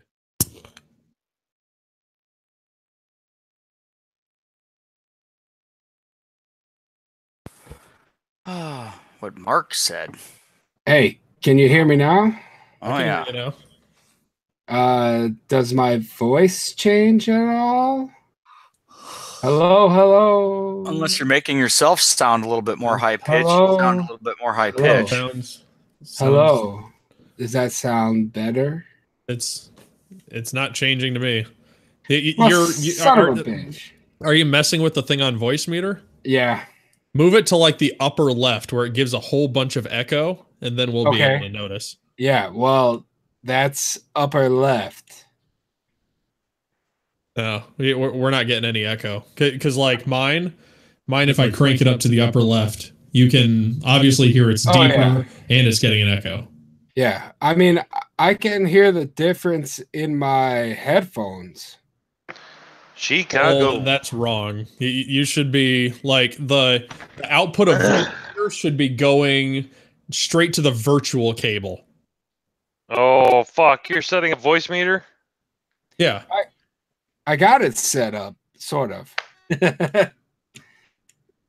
Well, that's what. Well, let me here. I'll share my screen so you can see it. So over here, you should have one hardware input for the Yeti. Check. And then one hardware input for the stereo mix, which isn't really necessary unless you're outputting your stereo mix to it. So I have that muted. Yep, they're both muted. Right. And then the hardware out should be going to VB Audio virtual cable. How's that? You don't have virtual cable set up right. Well, hold on. How's that? Well, turn it to the echo side so we can actually tell.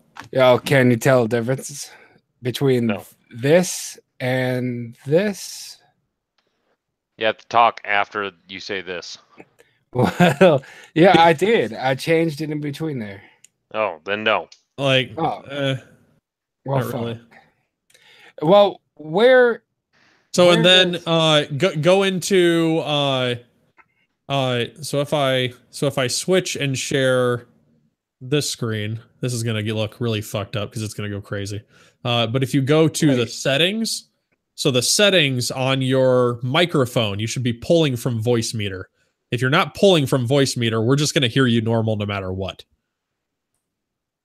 Are you pulling from voice meter on there on your Hangout settings?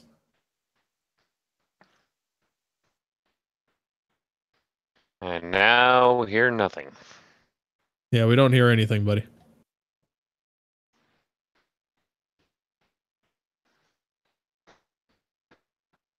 Because there should be a definite difference between that and now I'm just on my plain Yeti. Like, it should still sound pretty crisp and clean, but it doesn't have like the bassiness to it anymore. Whereas if I switch back to voice meter, now you can hear a little bit more of the bassiness, right? Yeah, okay, hold on. We're gonna have a whole fucking tutorial on once we get our new microphones. Right, Montana? He's just all treble and no bass. It turns out I am all about that bass, no treble. No treble.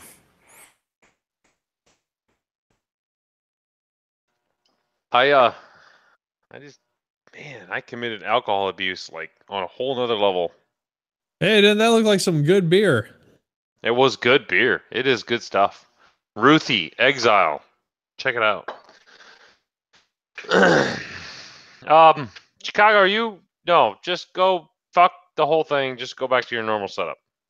Yeah, we can't hear you. I can see your voice. Like, yeah, we let's super can't. Let's just present you so everyone see how much trouble you're having. How about now? Can you hear me? There we go. As soon as I switch to the voice meter output, it all cuts out.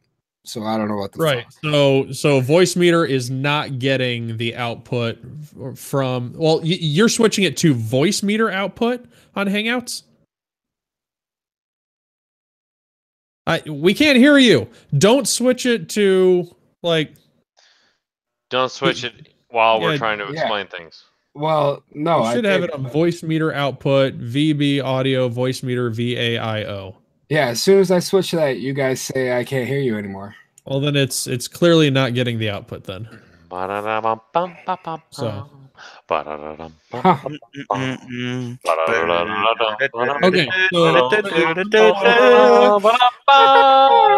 Holy shit! How do I mute you bastards?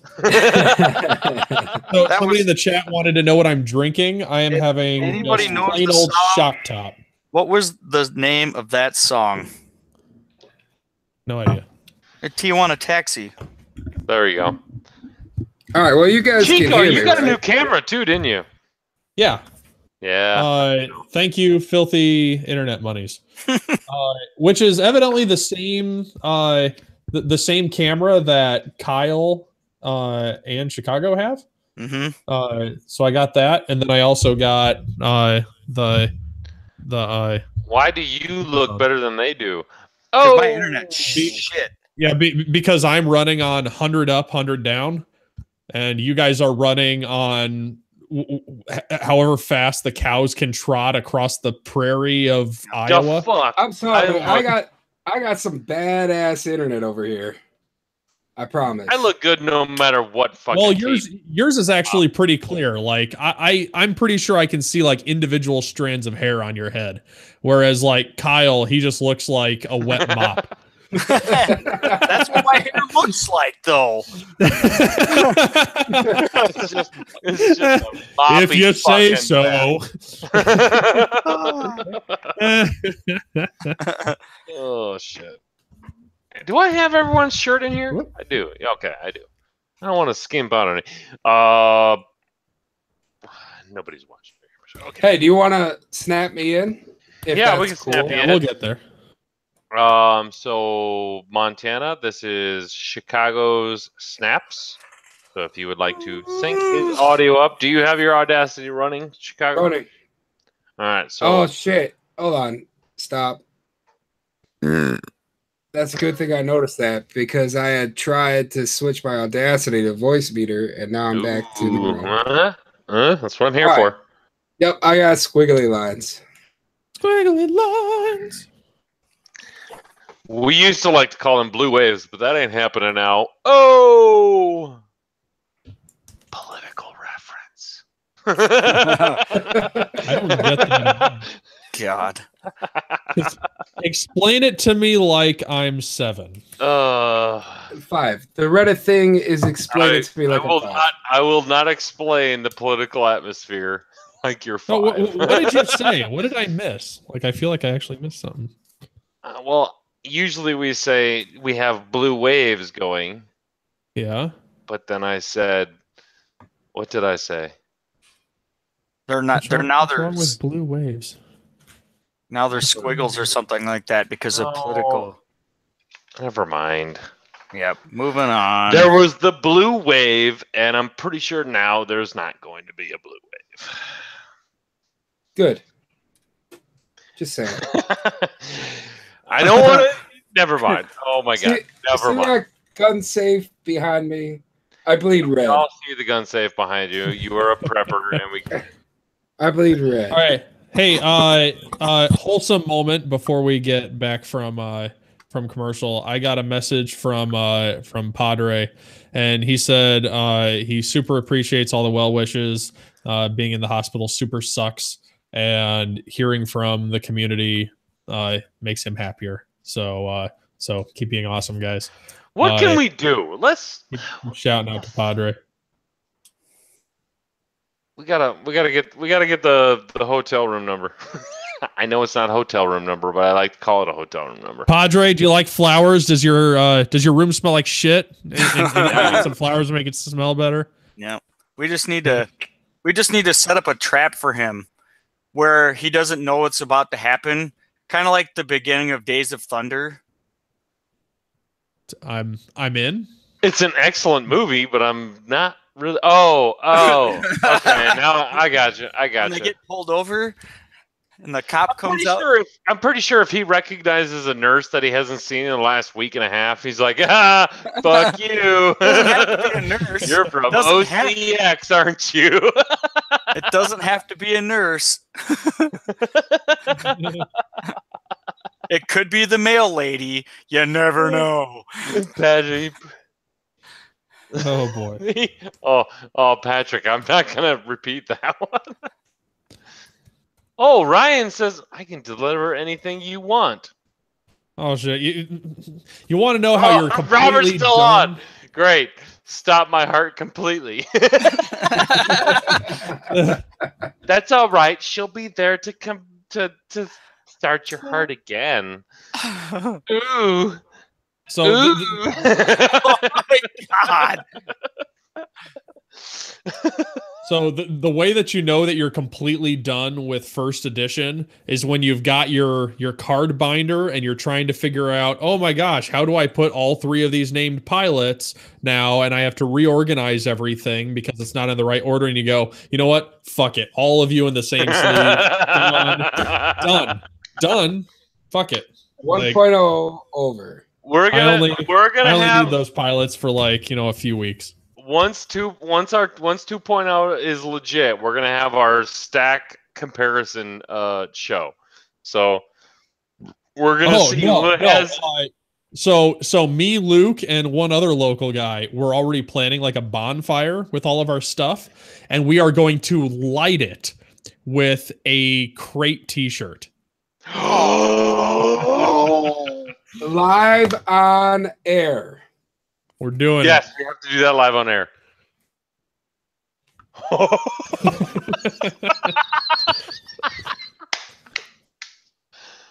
Okay, I might have to send you my 1.0 shit. Keep playing video games on your podcast, you sons of bitches. Fucking nerds. Oh my God, I might legit. Okay, all right, that's gonna have to be a special edition. Like we might break news for that. I'm gonna create like a whole fucking. No, I'm not going to. What am I kidding? I don't have time to do that shit. No, but we're definitely gonna do that live. Especially with Luke. We have to have Luke on there. Okay. I think we can come back from commercial. Snaps. Mm-hmm. Oh yeah. Okay. Ready? 3, 2, 1. Beautimus. Sure. That was pretty good. So I think that we could probably go with what Coach was talking about, and then cut what is next, and then hit the bad list submission due to time restraint. Well, we have 45 minutes, right? Well, 40 minutes till 11:30, right? Yeah. 40 minutes goes by pretty quick. I know, but what we have new schedule for tournaments. Yeah, I'm not feeling it. Yeah, I mean, we're gonna buzz through new schedule for tournaments bonkers quick. I think that's gonna be pretty fast. There's only 4 of us. What cape defines you? I mean, that's easy. And then bad list done. Okay, that's what we're doing. Now Welcome back, ladies and gentlemen, to the OCX Radio Podcast. Thank you, Commercial, for all of your wonderful contributions to our non-existent fund of stuff. Still waiting on that check, Curled Paw. Yeah, and still waiting on the new commercial. Damn it, Andrew. Anyway. So coming out of commercial, what we're going to first discuss is it's going to be a quick segment. It's just going to be the new schedule for tournaments. Everything has gotten all sorts of jumbled up once again, because X-Wing is apparently very popular and we can't keep the same schedule because we're so popular. So, I know this is going to be a hot topic for most of us, but we're going to keep it quick. Basically, the first one is, how is the change of the time of the year for store championships affecting us? most effectively. Please silence your cell phones. I did. It was the wife, and she's super probably not going to be happy about that, but that's all right. So, store championships in the summer. What is this craziness? Go. Yep. I'd have to say that I am extremely disappointed to the fact that I don't even know if I'm going to be making it to any store championships this year. And that gets Coach super happy. But the summertime's a really crappy time to have tournaments. And if all the ones that I would like to go to, I think the store championships are probably my favorite. Like, I don't get to make it to nationals or anything like that, so I don't give a crap when those are, or systems opens. But the store champs in the summertime, when everybody's got a million things to do, I'm gone this weekend. I can't make it to Sparta's because I have to go camping. What's the other one that I'm not able to make? I can't remember. There's only like 4 of them in the area. Yeah, there's only like 4 of them in the area, and I don't even know if I'm going to be able to make it to Orange City Game and Comics, my flag store, because I've got crap booked until, I don't know, November. It's just dumb. I don't like it. Speaking of which, perfect input for a shameless plug. When is OC Gaming Comics Store Championship? I think it's the 18th of August is what he said. It's like the weekend after Gen Con. Perfect time for Coach to take a break.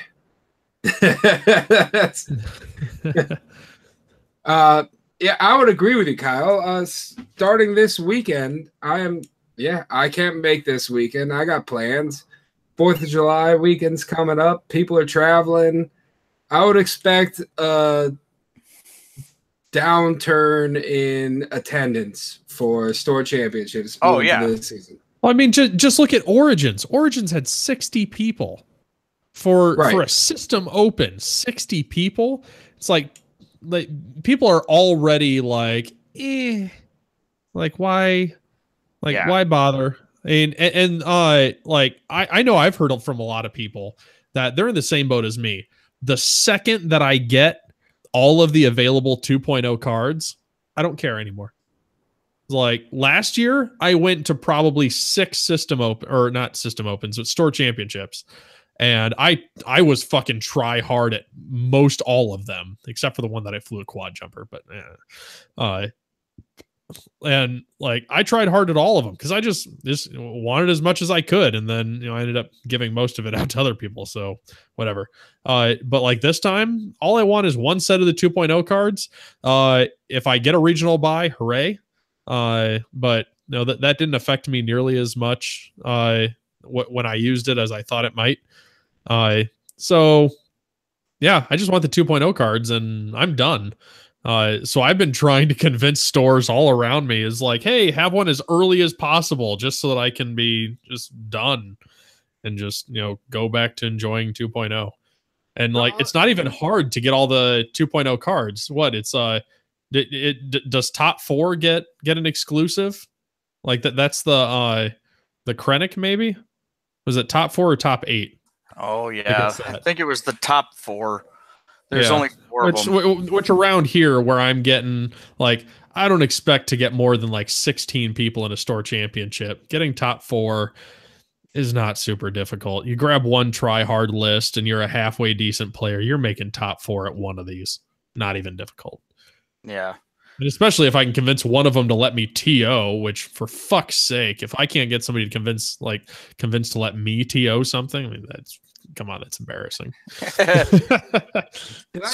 I hear that right, Chico? That you have out of the 4 stores, you got 3 of them on the same day? Okay. So last year, just in my city, we had 3 store championships. This year we only have 1. And then we have Elkhart. Decatur is a new store to start really supporting X-Wing. They tried to in the past, but didn't really.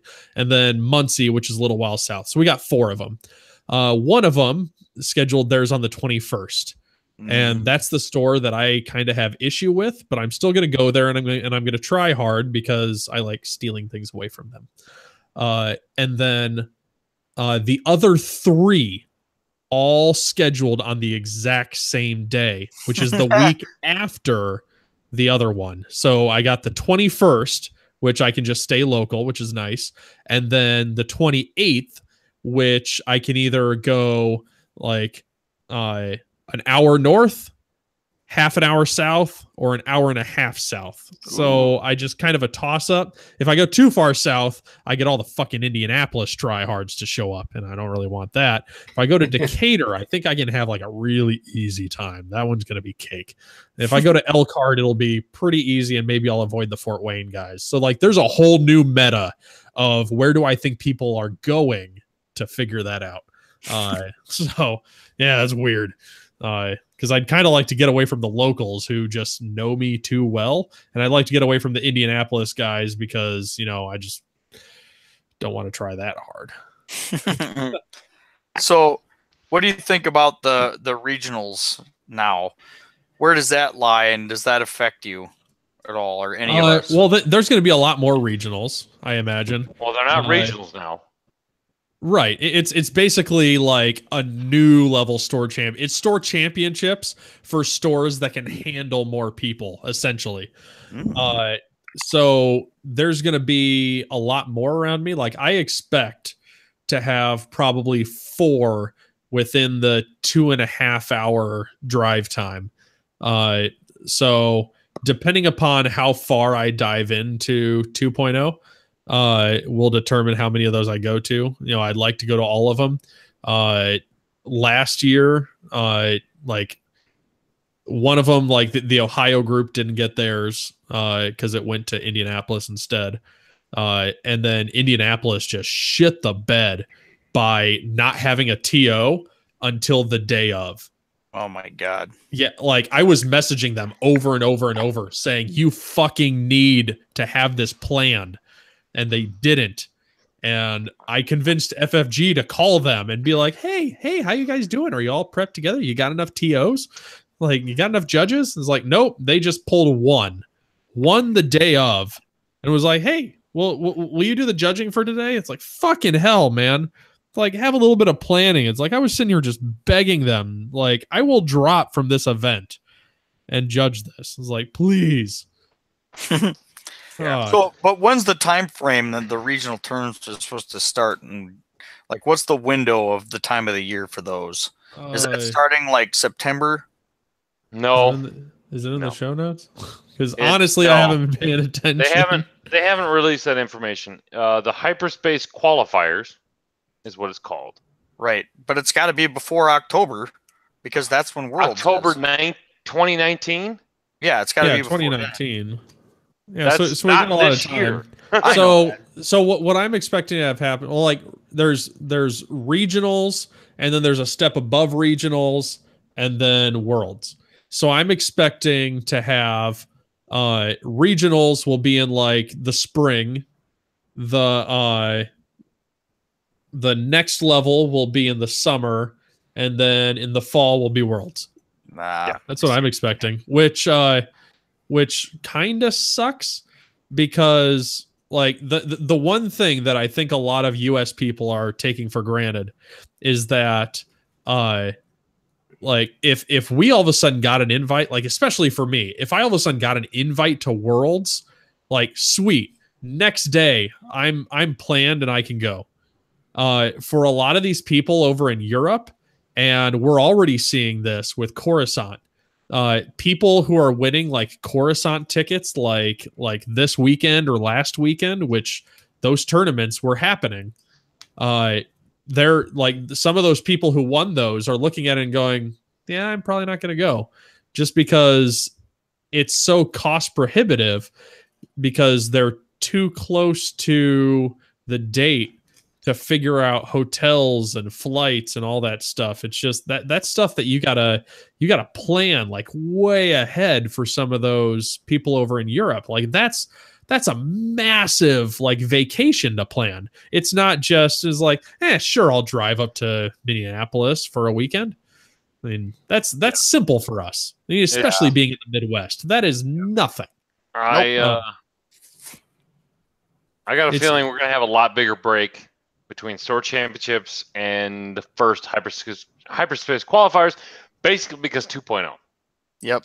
Yeah. So coming out in September. Oh, I would say hyperspace doesn't start till November.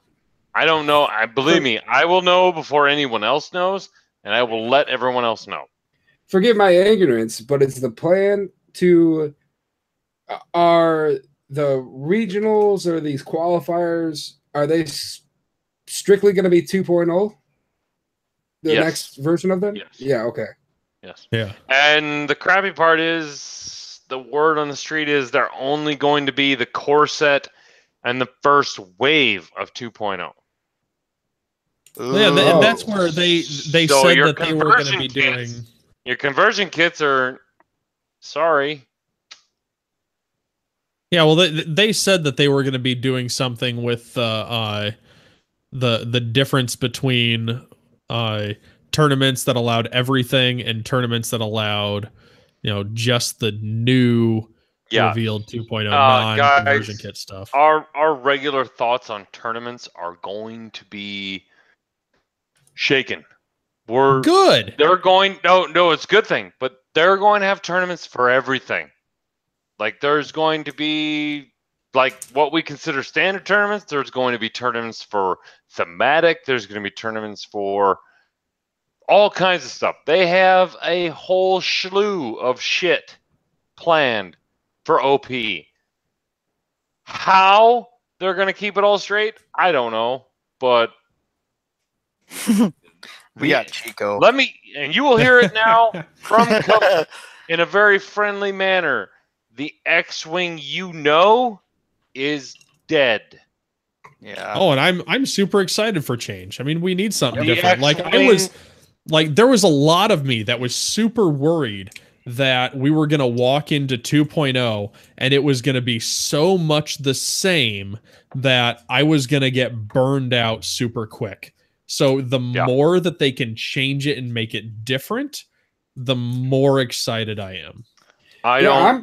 I'm actually looking really forward to having more opportunities to maybe make some of these bigger tournaments, even if they're thematic or different in any way. Like, we only get a chance to travel a few times a year. If we had more options, I think that'd be great. Mm-hmm. FFG is heard, and they have listened, and they're producing. So on the road we are right now, it's looking really good. Yeah, and regional season's going to be crazy because they basically said anybody who can handle capacity is going to get a regional, like the new regionals level type of event. So OCX better get one, because if there's 8-man, like 14-man regionals in Montana, I think we can get one at Orange City. We'll get one. Don't worry about it. Don't worry about it. I got to take every fucking piece of product out to fit more tables in. Believe me, we'll fit the 50-person capacity. I think that's what they're looking for.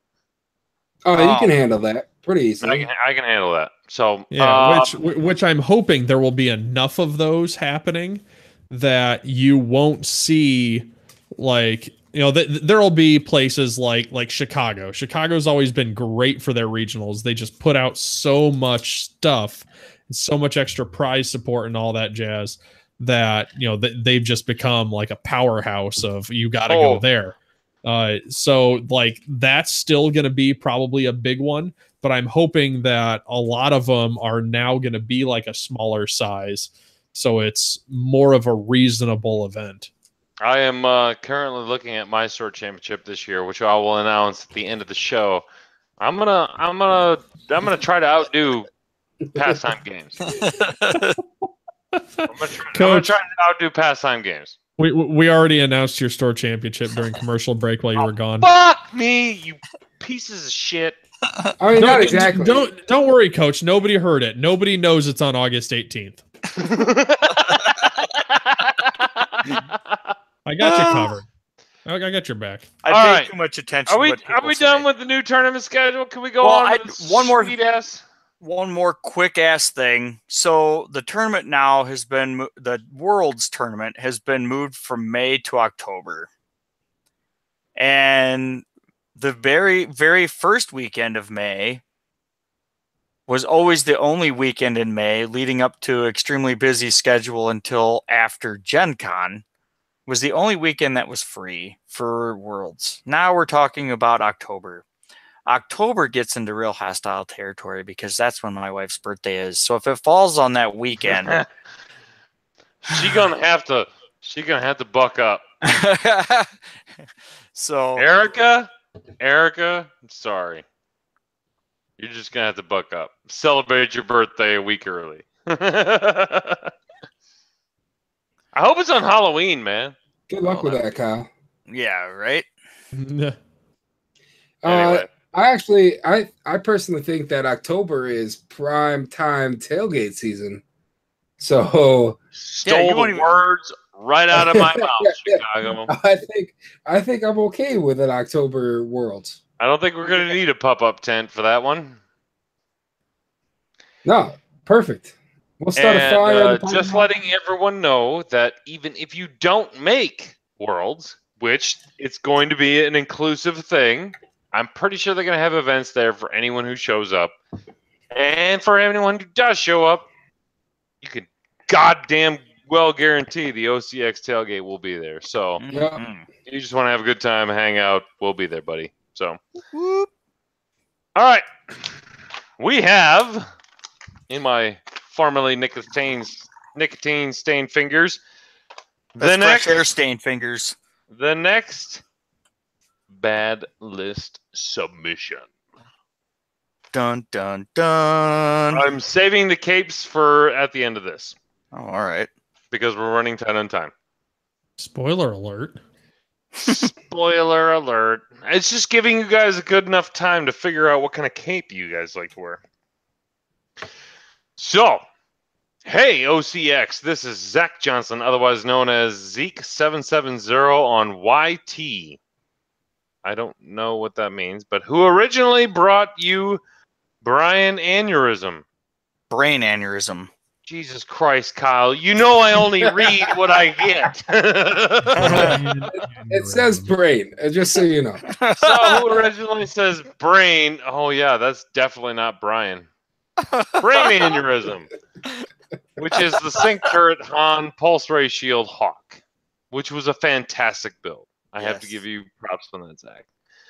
I give you the low lifes who can't do much, the scum in scum and villainy, the scum in scum villainy 100. Why did you make me read that twice? Whatever. Fuck it. I just copied and pasted his post. In this wonderful list, we have IG88C with Swarm Leader. Fuck. Minefield Mapper, Proximity Mines, and the IG-2000 title, which looks just for flavor. I don't know. We have a Jakku Gunrunner. Oh, no. Jakku Gunrunner. Yep. Oh, there it is. The IG-88D crew. That's right. Primed thrusters, inertial dampeners, and an engine upgrade. That's right. Quadrupper for the win. Along for the ride is the Sunny Bounder herself with the Heavy Skick Interceptor title and the linked batteries. That's correct. And bringing up the rear, as always, Kato Lichos with saturation salvo and scrambler missiles. Please, someone in Christ, tell me how this all works out. All right. I can give you a breakdown of what's going on here. You got that lovely aggressor with Swarm Leader, which is the EPT that allows you to use your friends' evade tokens to beef up your attack, right? Yes. Yes. So you have the quad jumper, right, that has prime thrusters, which allows you to do boost and barrel roll maneuvers, even though that you're stressed. Correct. Okay, so you could do a 0 stop, boost, get an evade token, which you can use that for Swarm Leader. Because you have IG88D on there, which allows you to get an evade token after you boost. Yeah. But here, this is better. You have Sunny Bounder, right? They have the evade ability, but you can just take the evade ability so you can beef up the aggressor's attack because you got link batteries for that reroll on your own attack. So what do you need the evade token? You don't even need it. You're just pumping up that awesome damage of that AG88C. It's magical. And then you have Mr. Kathos Lichos down here that just plans on ruining everybody's day with all that extra damage he's going to be throwing when everybody doesn't get hit by scrambler missiles and has to roll for that damage if their agility is less than 2? Yeah. Hold on, Kyle. I thought this was supposed to be a bad list submission. You just sold me. It is a bad list. It sounds great. If you kill the gun runner, anything with swarm leader is a trap. Hold on, wait. You didn't yet tell me how minefield mapper comes into play here. His proximity mines. Prox mines, yeah, okay. He's got one proximity mine. One proximity mine. Yeah, no. You could pretty much kill the Jakku Gunrunner and your entire plan goes to shit. Which isn't very hard. We all know how easy Jakku Gunrunners go down. But, it's a pilot skill 1, isn't it? I'm pretty sure. Oh, yeah, I think it's a 1. So you can get your block on, I guess. Yeah, because you're going to do your Bounder's zero a 1. What's Kato? Kato is a 4 or a 5. He's a 5. Sunny and the Jakku are 1s. Mm-hmm. So you're blocking there, right? Mm-hmm. I mean, you better be, for fuck's sake. If you're not... Yeah, this is bad. It's good. It's so good. So bad, it's good. All right. Yeah. I'm going to hang my hat on the saturation salvo with the scrambler missiles.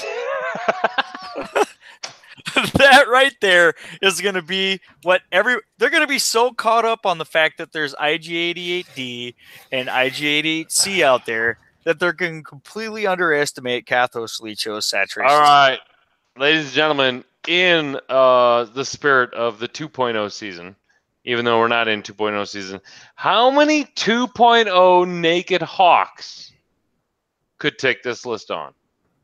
God, who the fuck knows? 2.0 Naked Hawks are so much different. I mean, they've got a native turret and exactly. Okay, fine. How many regular 1.0 Naked Hawks could take this on? This gotta be low. This gotta be low. Well, considering the fact that they only have 1 attack, and they do have evade tokens, and they're all going to be shooting last. No. Not if you got a Jakku Gunrunner and a Sunny Bounder. Well, you're definitely losing initiative because you have probably 25 of them. Right. And how many of them are going to take that crucial damage from saturation salvo? That's a good question. I don't think 20 is... I think 20 is high. You think so? I think 20 is high. I think you probably do this with 16. 16 is what I was thinking. I was thinking 17. Everyone good on the 16, 17? So we'll go 16 and a half Naked Hawks. But you literally have to cut a Naked Hawk in half. And your attack dice in half. Yeah. Well, we could technically give out enough hull upgrades to the other ones to count for it. Probably could, yeah. That will work. All right. So 2 Naked Hawks get a hull upgrade. 16 Naked or 14 Naked Hawks and 2 Naked Hawks with a hull upgrade. There we go. Right. That's right.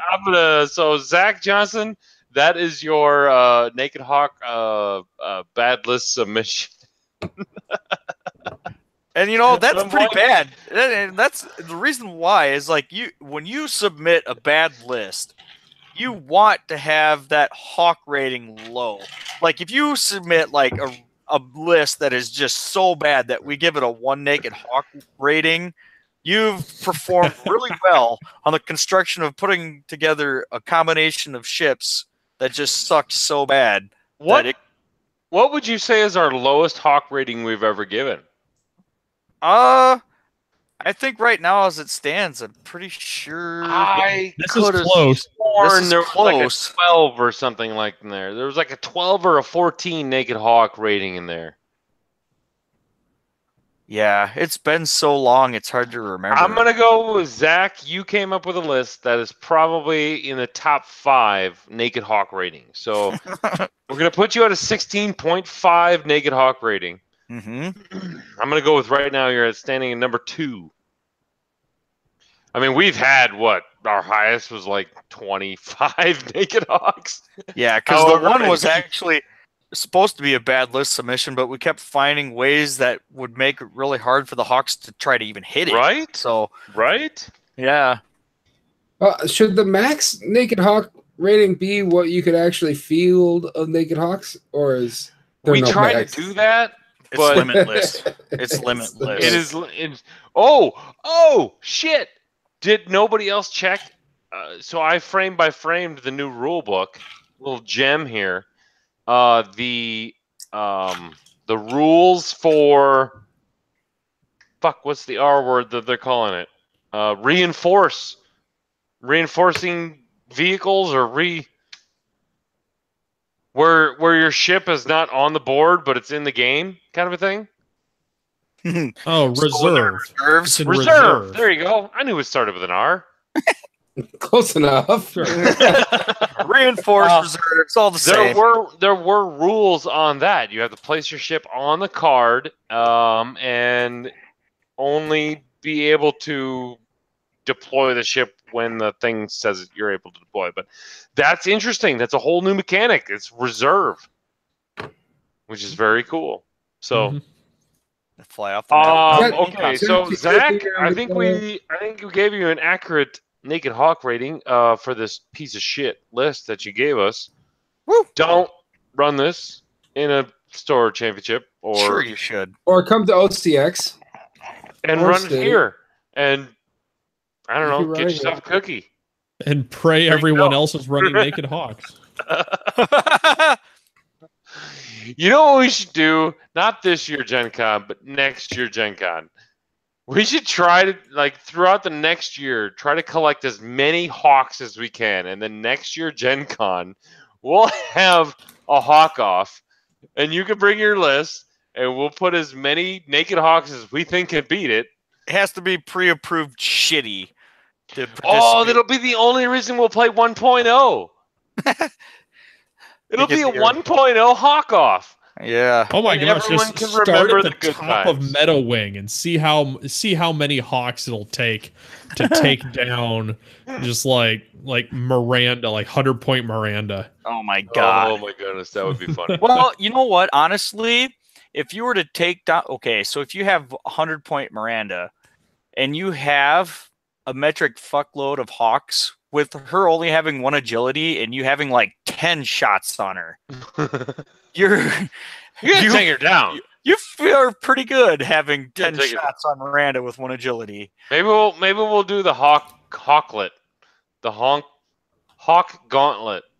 We'll try to figure out a better name than that. But right. So, because we talked a lot about Lando Calrissian's Falcon, I just want to do a really quick, just what kind of cape, if you had to wear a cape, and I think we should all wear capes because capes are awesome, what kind of cape would you wear? So Chicago, since you joined us late, you're the first one, so sorry, buddy. On the first one? Yep. What kind of cape defines you? Oh, Batman. Absolutely. No. You can't say... Well, no, fuck it. Why can't you say Batman? Why can't Batman's cape count? You can. This is the only reason I don't want him to say Batman is because it's a good pick. No, yeah, because I wanted to say Batman. That's what I was trying to. Now we get it. It's black. All right, it's black, it's leathery, and it's got spiky bottoms. That's what kind of cape you like. Now why is it got to be black with you? Well, it comes with a utility belt. No utility belt. Does the cape come with the utility belt? The cape does not come with the utility belt. Shit. Well, either way. So who started? You did, Chicago? Yeah. Chicago started, and he said he would like the Batman cape. Yeah, which personally I think would be very hot. Especially for a man your size, leathery. I don't think you can handle that. I'm gonna rock Batman cape, and you can suck it. Right. I'm gonna feed you water in the corner while you're fucking dehydrated. So,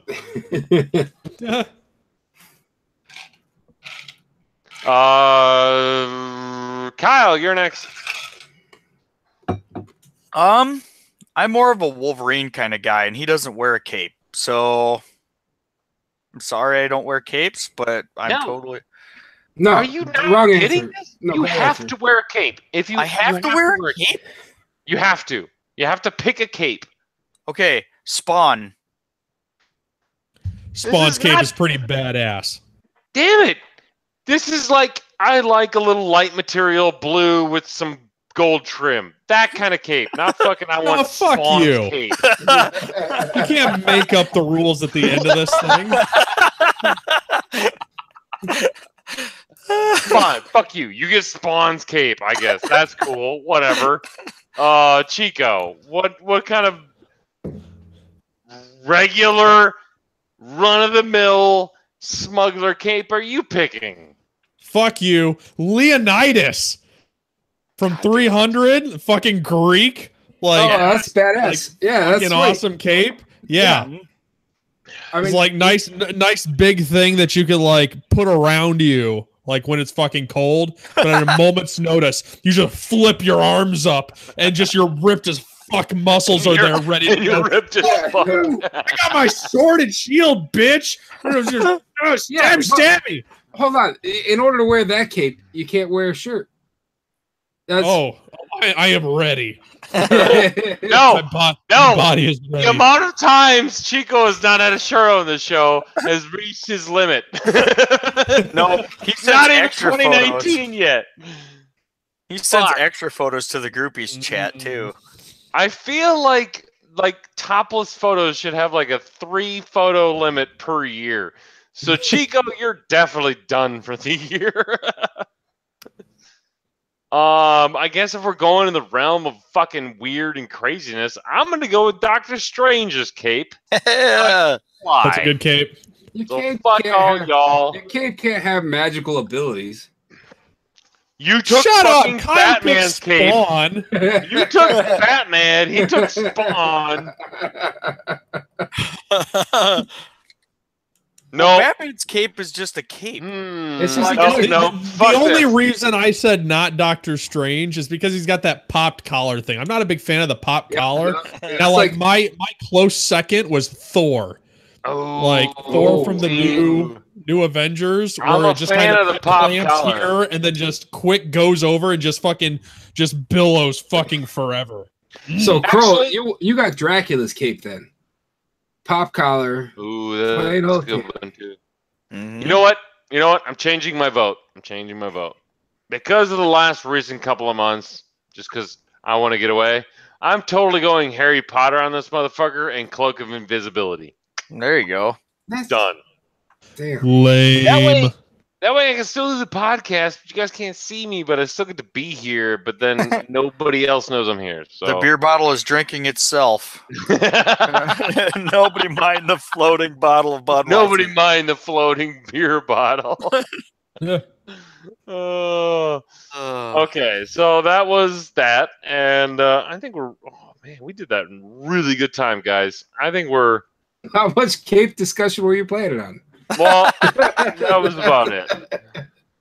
I didn't know you guys were gonna go. I was thinking like I was gonna dissect like psychology. Like, what colors did you pick? Were you going pop color or not? Why would I pick that color and stuff? Fucking asking nerds. What do you expect? You guys fucking went comic book on me. You didn't explain the rules. You just said what cape would you wear? I know. I don't explain things very well. I would have picked Spawn if there was rules. I would have been like, okay, I have to come up with something other than Spawn's kick-ass cape. You picked Spawn. I know, but I said if you would have given me the rules, I wouldn't have picked that. Yeah, well. Hey, if you'd given me the rules, I still would have picked Batman. So we got just enough time for shout-outs, boys. Sorry, Chicago, you were last, so you get to go again. No, I was first. Well, yeah. All right. Well, my shout out this week is going to go to our OCX road crew, who is available to travel to Sparta Gaming Comics for the store championship this weekend. And good luck to all of them, and have a great time and win. Fucking win. Beat that Sparta ass. Mm-hmm. Beat that Sparta ass. Yeah, baby. Spank it. Yeah. Spank it good. Are you not going? I can't. I wish I could.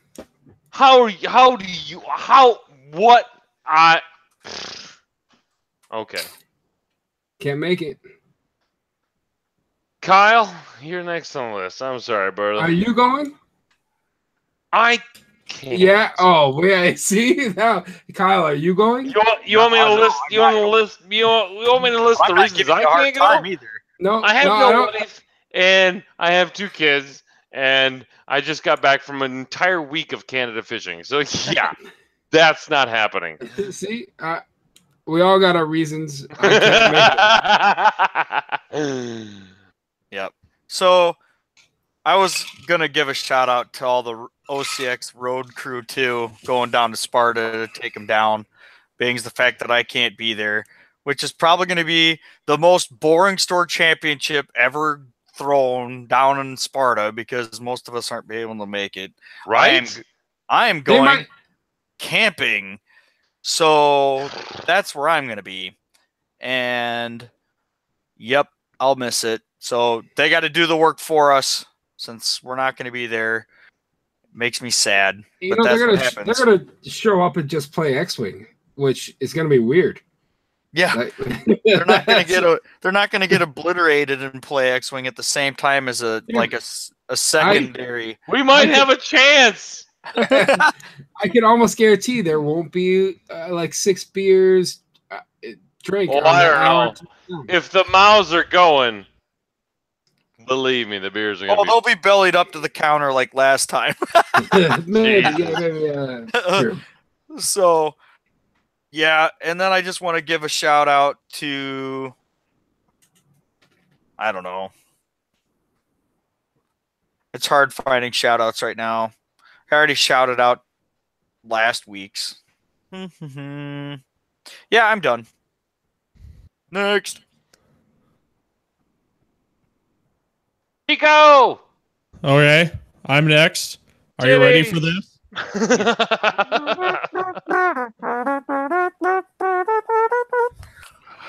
All right, boys. Are you ready? I'm ready. This shout out goes out to the Zach Matthews of Carolina Crates podcast because I have been declared as the challenger on the Millennium Condor podcast to take him down. I'm going to crush him. So come watch as I destroy him in X-Wing knowledge. Hashtag Force for Good. Hashtag Force for Good. Woo! Hashtag.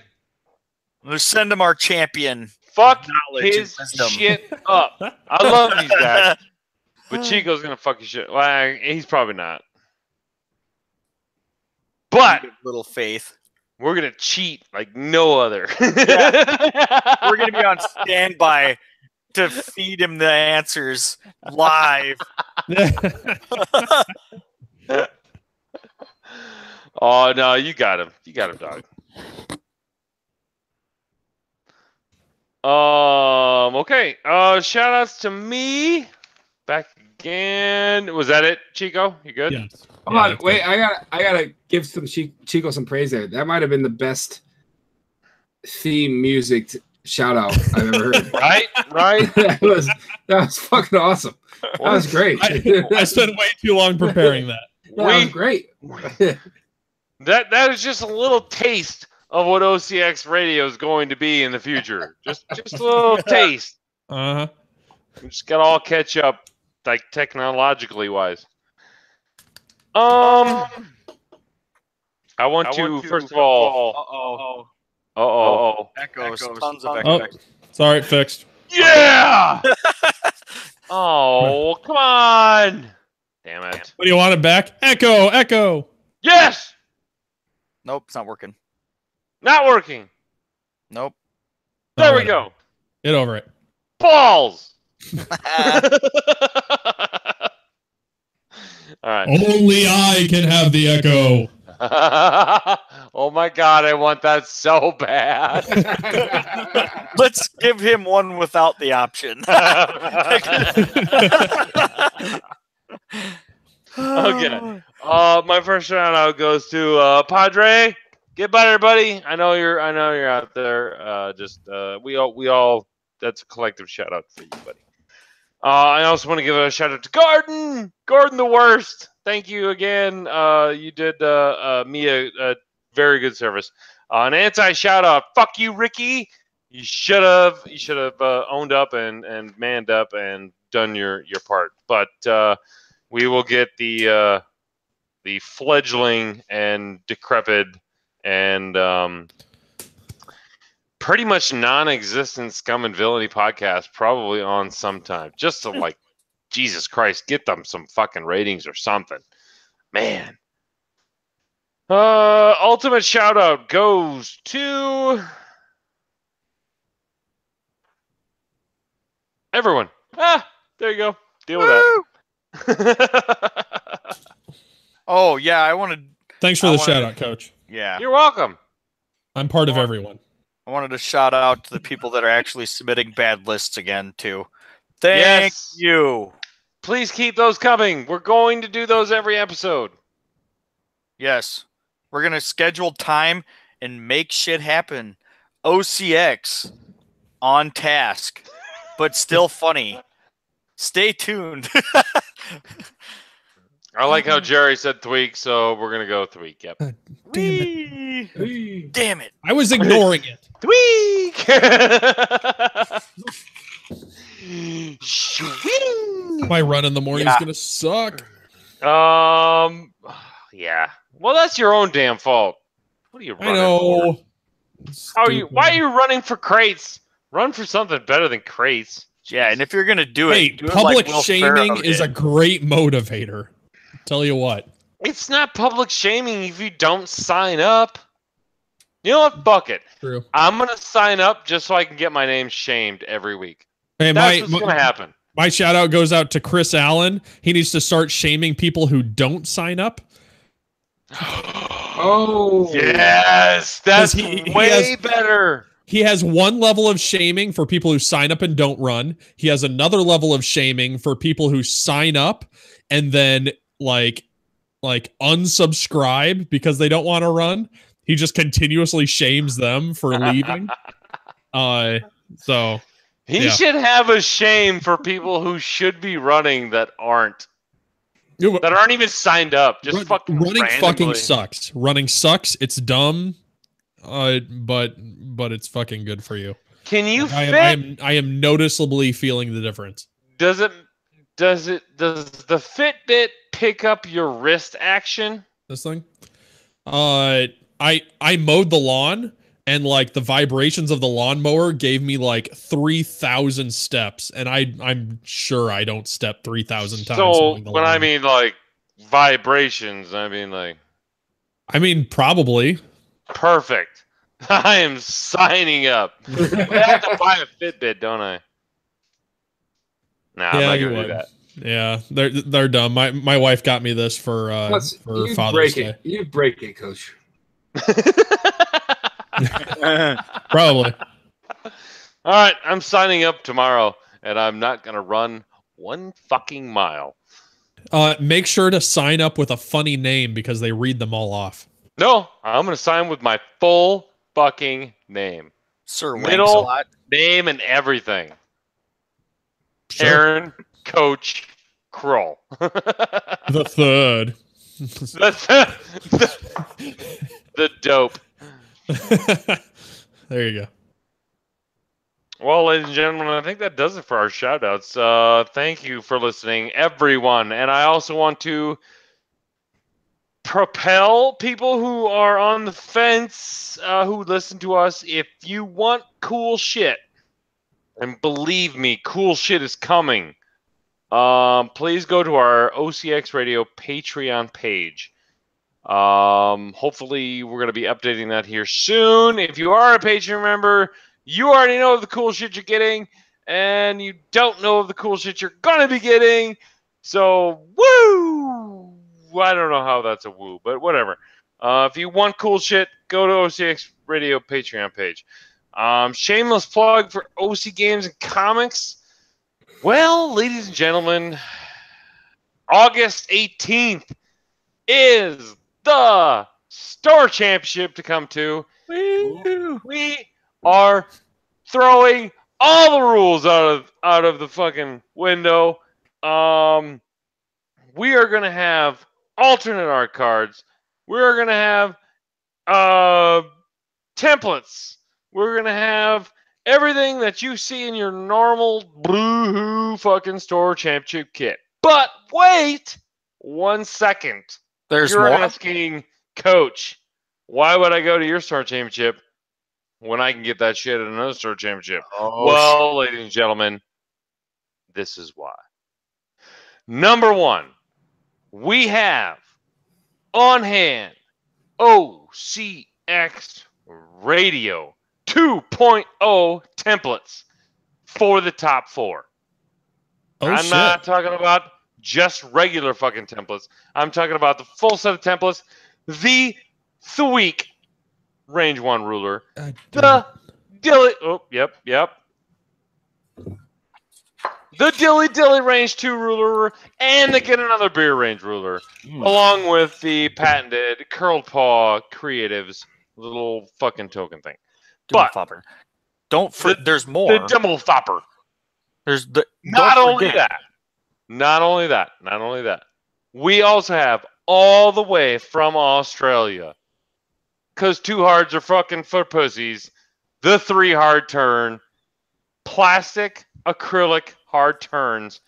You do not want to miss out on these. These are fucking fantastic. Yep. We've got Drunk Assist Astromech cards. We have pretty much cards dating all the way back from whenever, blah, blah, blah, blah. Mm-hmm. You have Coach signed on the ground group pilot cards. That was the most important thing I didn't want you to forget about. That alone is worth the price of admission. Mm-hmm. But right. I will do one better. What is it, Coach? Will do one better. You know what? I think it's unfair that a lot of people can't make it to Gen Con.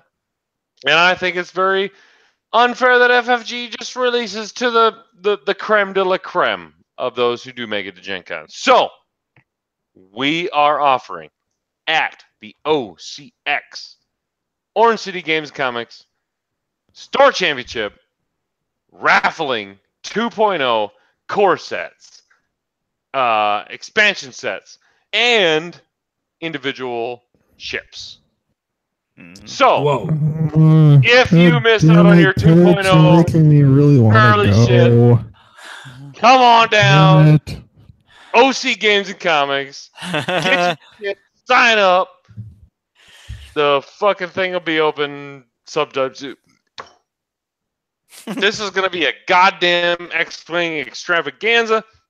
We might even have, ladies and gentlemen, a custom painted Imperial Raider for raffle. Whoa. Maybe. With LED lights. Oh. No. Yep. Definitely. No, absolutely positive. Yep. There's no chance it won't be. There may be a top 8 range ruler set for everyone in the top 8. And we're pissing on pastime games.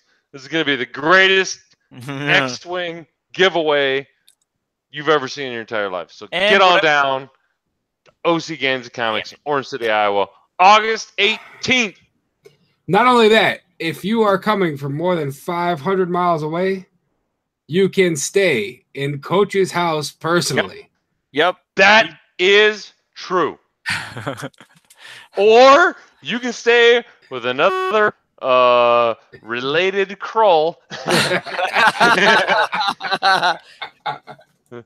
Whether you're up to it. Hope you like booze. That is the end, ladies and gentlemen. Thank you for listening to the OCX Radio Podcast. Once again, we appreciate everyone. If you have a bad list submission or any comments, please send them to the ocxradio@gmail.com email address.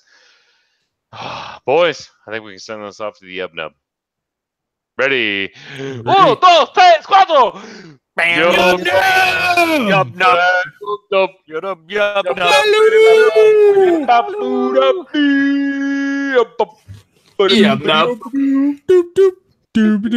OC Games and Comics is the place to go for your store championship. Sounds good. I'm gonna Dude, I have so much shit to give away for the store championship. Chico, stop. How far away is Chicago from you? Like 2.5, 3 hours, maybe. Okay, there is a company that flies from Chicago to Fort Dodge, Iowa every day for like $50. Yeah, super not happening. Fort Dodge is an hour and a half away from us. I will go pick you up. All that fucking logistics. Like, if I was going to go to your store championship, I would just fucking drive. We're not talking about logistics. We're talking like the whole family coming for a whole weekend. Like, let's just everyone. Yes, because my whole family's super excited to go to middle of fucking nowhere, Iowa. I guarantee you they will have the time of their life. You want to blow some shit up, dude? I'll help you blow some shit up. No, we're not going to blow shit up. Here's the thing, though. Honestly, that weekend, kids are back in school, wife is back. The chances of me getting to do anything is slim. And then on top of that, I was already previously invited to another elite store championship that exact same weekend that may take precedence. Whoa. An elite store championship. Yeah. I have my interest peaked. The TO is Padre. And it is significantly closer than you. Oh no, okay, that's fine. Yeah, no, it's gonna be a good time. I totally left out the fact that we're gonna be grilling burgers and like we usually we treat our store championship like a fucking event. So, and that's how it should be. I mean, yeah, I had a bunch of guys over here just for a casual kit tournament, and we grilled a whole bunch of people brought just random things to share, and we had beer abounds. It's like that's the way X-Wing events should be. I'm like sick of going to these stores where you walk in, you pay your entry fee, and all that's involved is like, okay, here's your kit, play 3 rounds, get your prizes, go home. Like that's so boring. There's so much more to this community, and there's so much more that can be done that stores that do that are being left behind. And I like that's part of what I feel like all my local tournaments are like that. It's like, fucking get your shit together. Like there are stores around you that are just beating the ever-loving shit out of you with little to no effort. And it's like, well, we can't do that. It costs so damn much. It's like, but when you do that, your turnout triples. Yeah. It's like, you are making so much fucking money, like hand over So fist, not even trying. Like get it off is your not ass. uncommon. It is not uncommon for all the Omaha guys, a bunch of Des Moines guys, some guys from Minneapolis to come to our store championship because A, it's going to be a great time. B, I always throw good prizes at it, and I am way upping my prizes than normal this year. It's just a culmination because we're the only X-Wing. You go to Minneapolis, you go to Omaha. We're the only one in between. Like Sioux City does it, but Sioux City just I got a kit, and here you go. Nah. I got to put a 17-person limit on it. I'm like, how the fuck do you put a 17-person limit on it? Yeah, exactly. And that's what like is just so embarrassing about some of these stores that don't put the thought into, what can I do that not only creates a good event, but creates a good community and good continuing events. Yeah. And I was going back and forth on going before Gen Con or after Gen Con. I'm like, you know what? Fuck it. I already know I'm going and I'm buying a shit ton of 2.0 stuff. And it's not for me. It's more for store or this or that. I'm like, I'm going to end up getting a whole bunch of shit. I might as well make my money back on it. I'm probably not going to, but at least get my money back for it. And raffling 2.0 stuff off, like that was a no-brainer. So yeah, that's awesome. But I mean, like we you got your guys getting you 2.0 stuff anyway, don't you?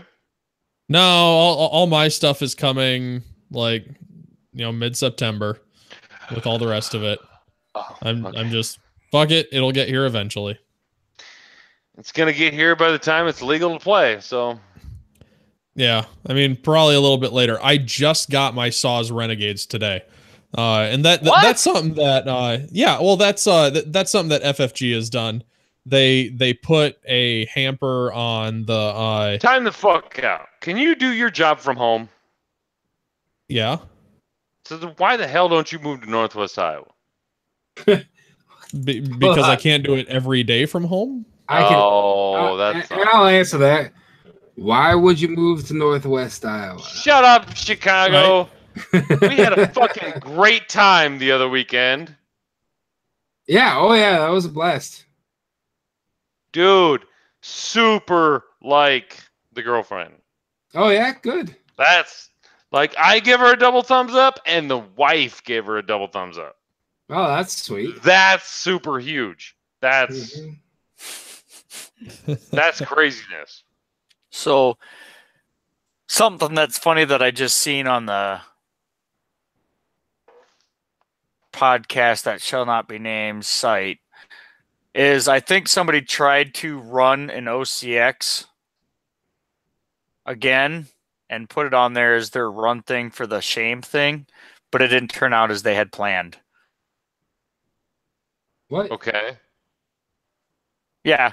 I owe 2 sets of 1.0 templates to 2 people. So those are the only ones I know of. If I can't make out the OCX, it doesn't count. I'm sorry. Yeah, it's fucking an O, a C, and an X. This is not difficult. If a guy can run it through a graveyard, you can do it. I literally see where he tried to do the OCX with the X in the middle and the C on the end. But fuck you. No, time out. Fuck you, Mark. Your shirt is getting mailed out by the end of the week. Oh, no. That's I see what you're looking at. Where the guy it's all like cursive and shit.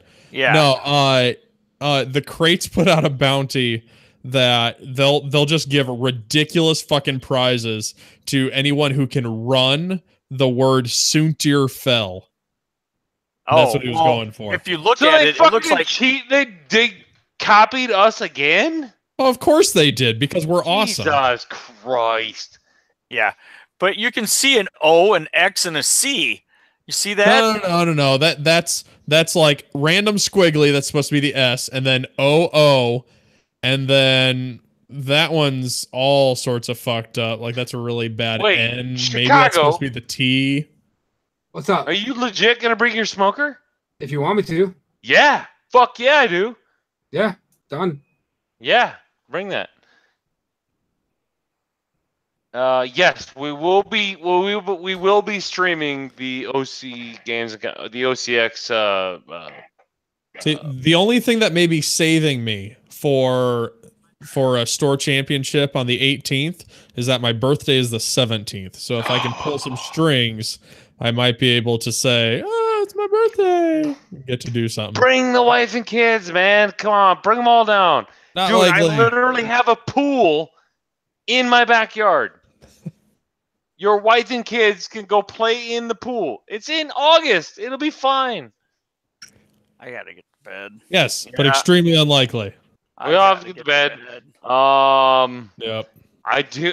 My favorite comment of the night. Where was it? That it's actually shorter to drive to. There it is. The awkward moment from Mark Stewart. The awkward moment when I realized driving to Orange City is shorter than Calgary. Way to go, Mark. I love it.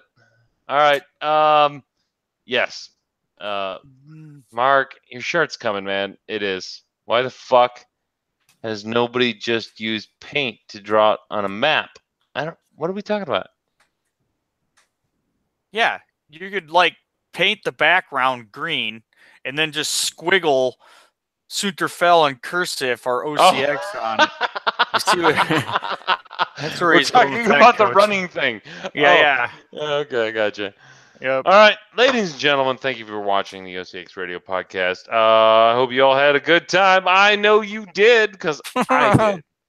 Oh, and but before we sign off, if you remember the old movie from 1994, the Street Fighter movie, M. Bison had a ballin' ass cape. He did.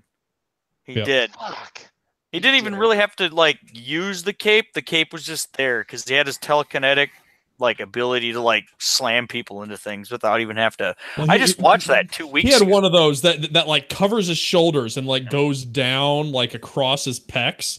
That is like just at the right spot where he can do the dramatic like flip it all behind me so I can do some dramatic with my arms. So yeah. Weren't you the one telling us we had to get done soon? Okay, I'm done. Fucking bring he up goes back M. to the Bison. M. Bison. Good night, everyone. OCX. The Shadow Claw. OCX out.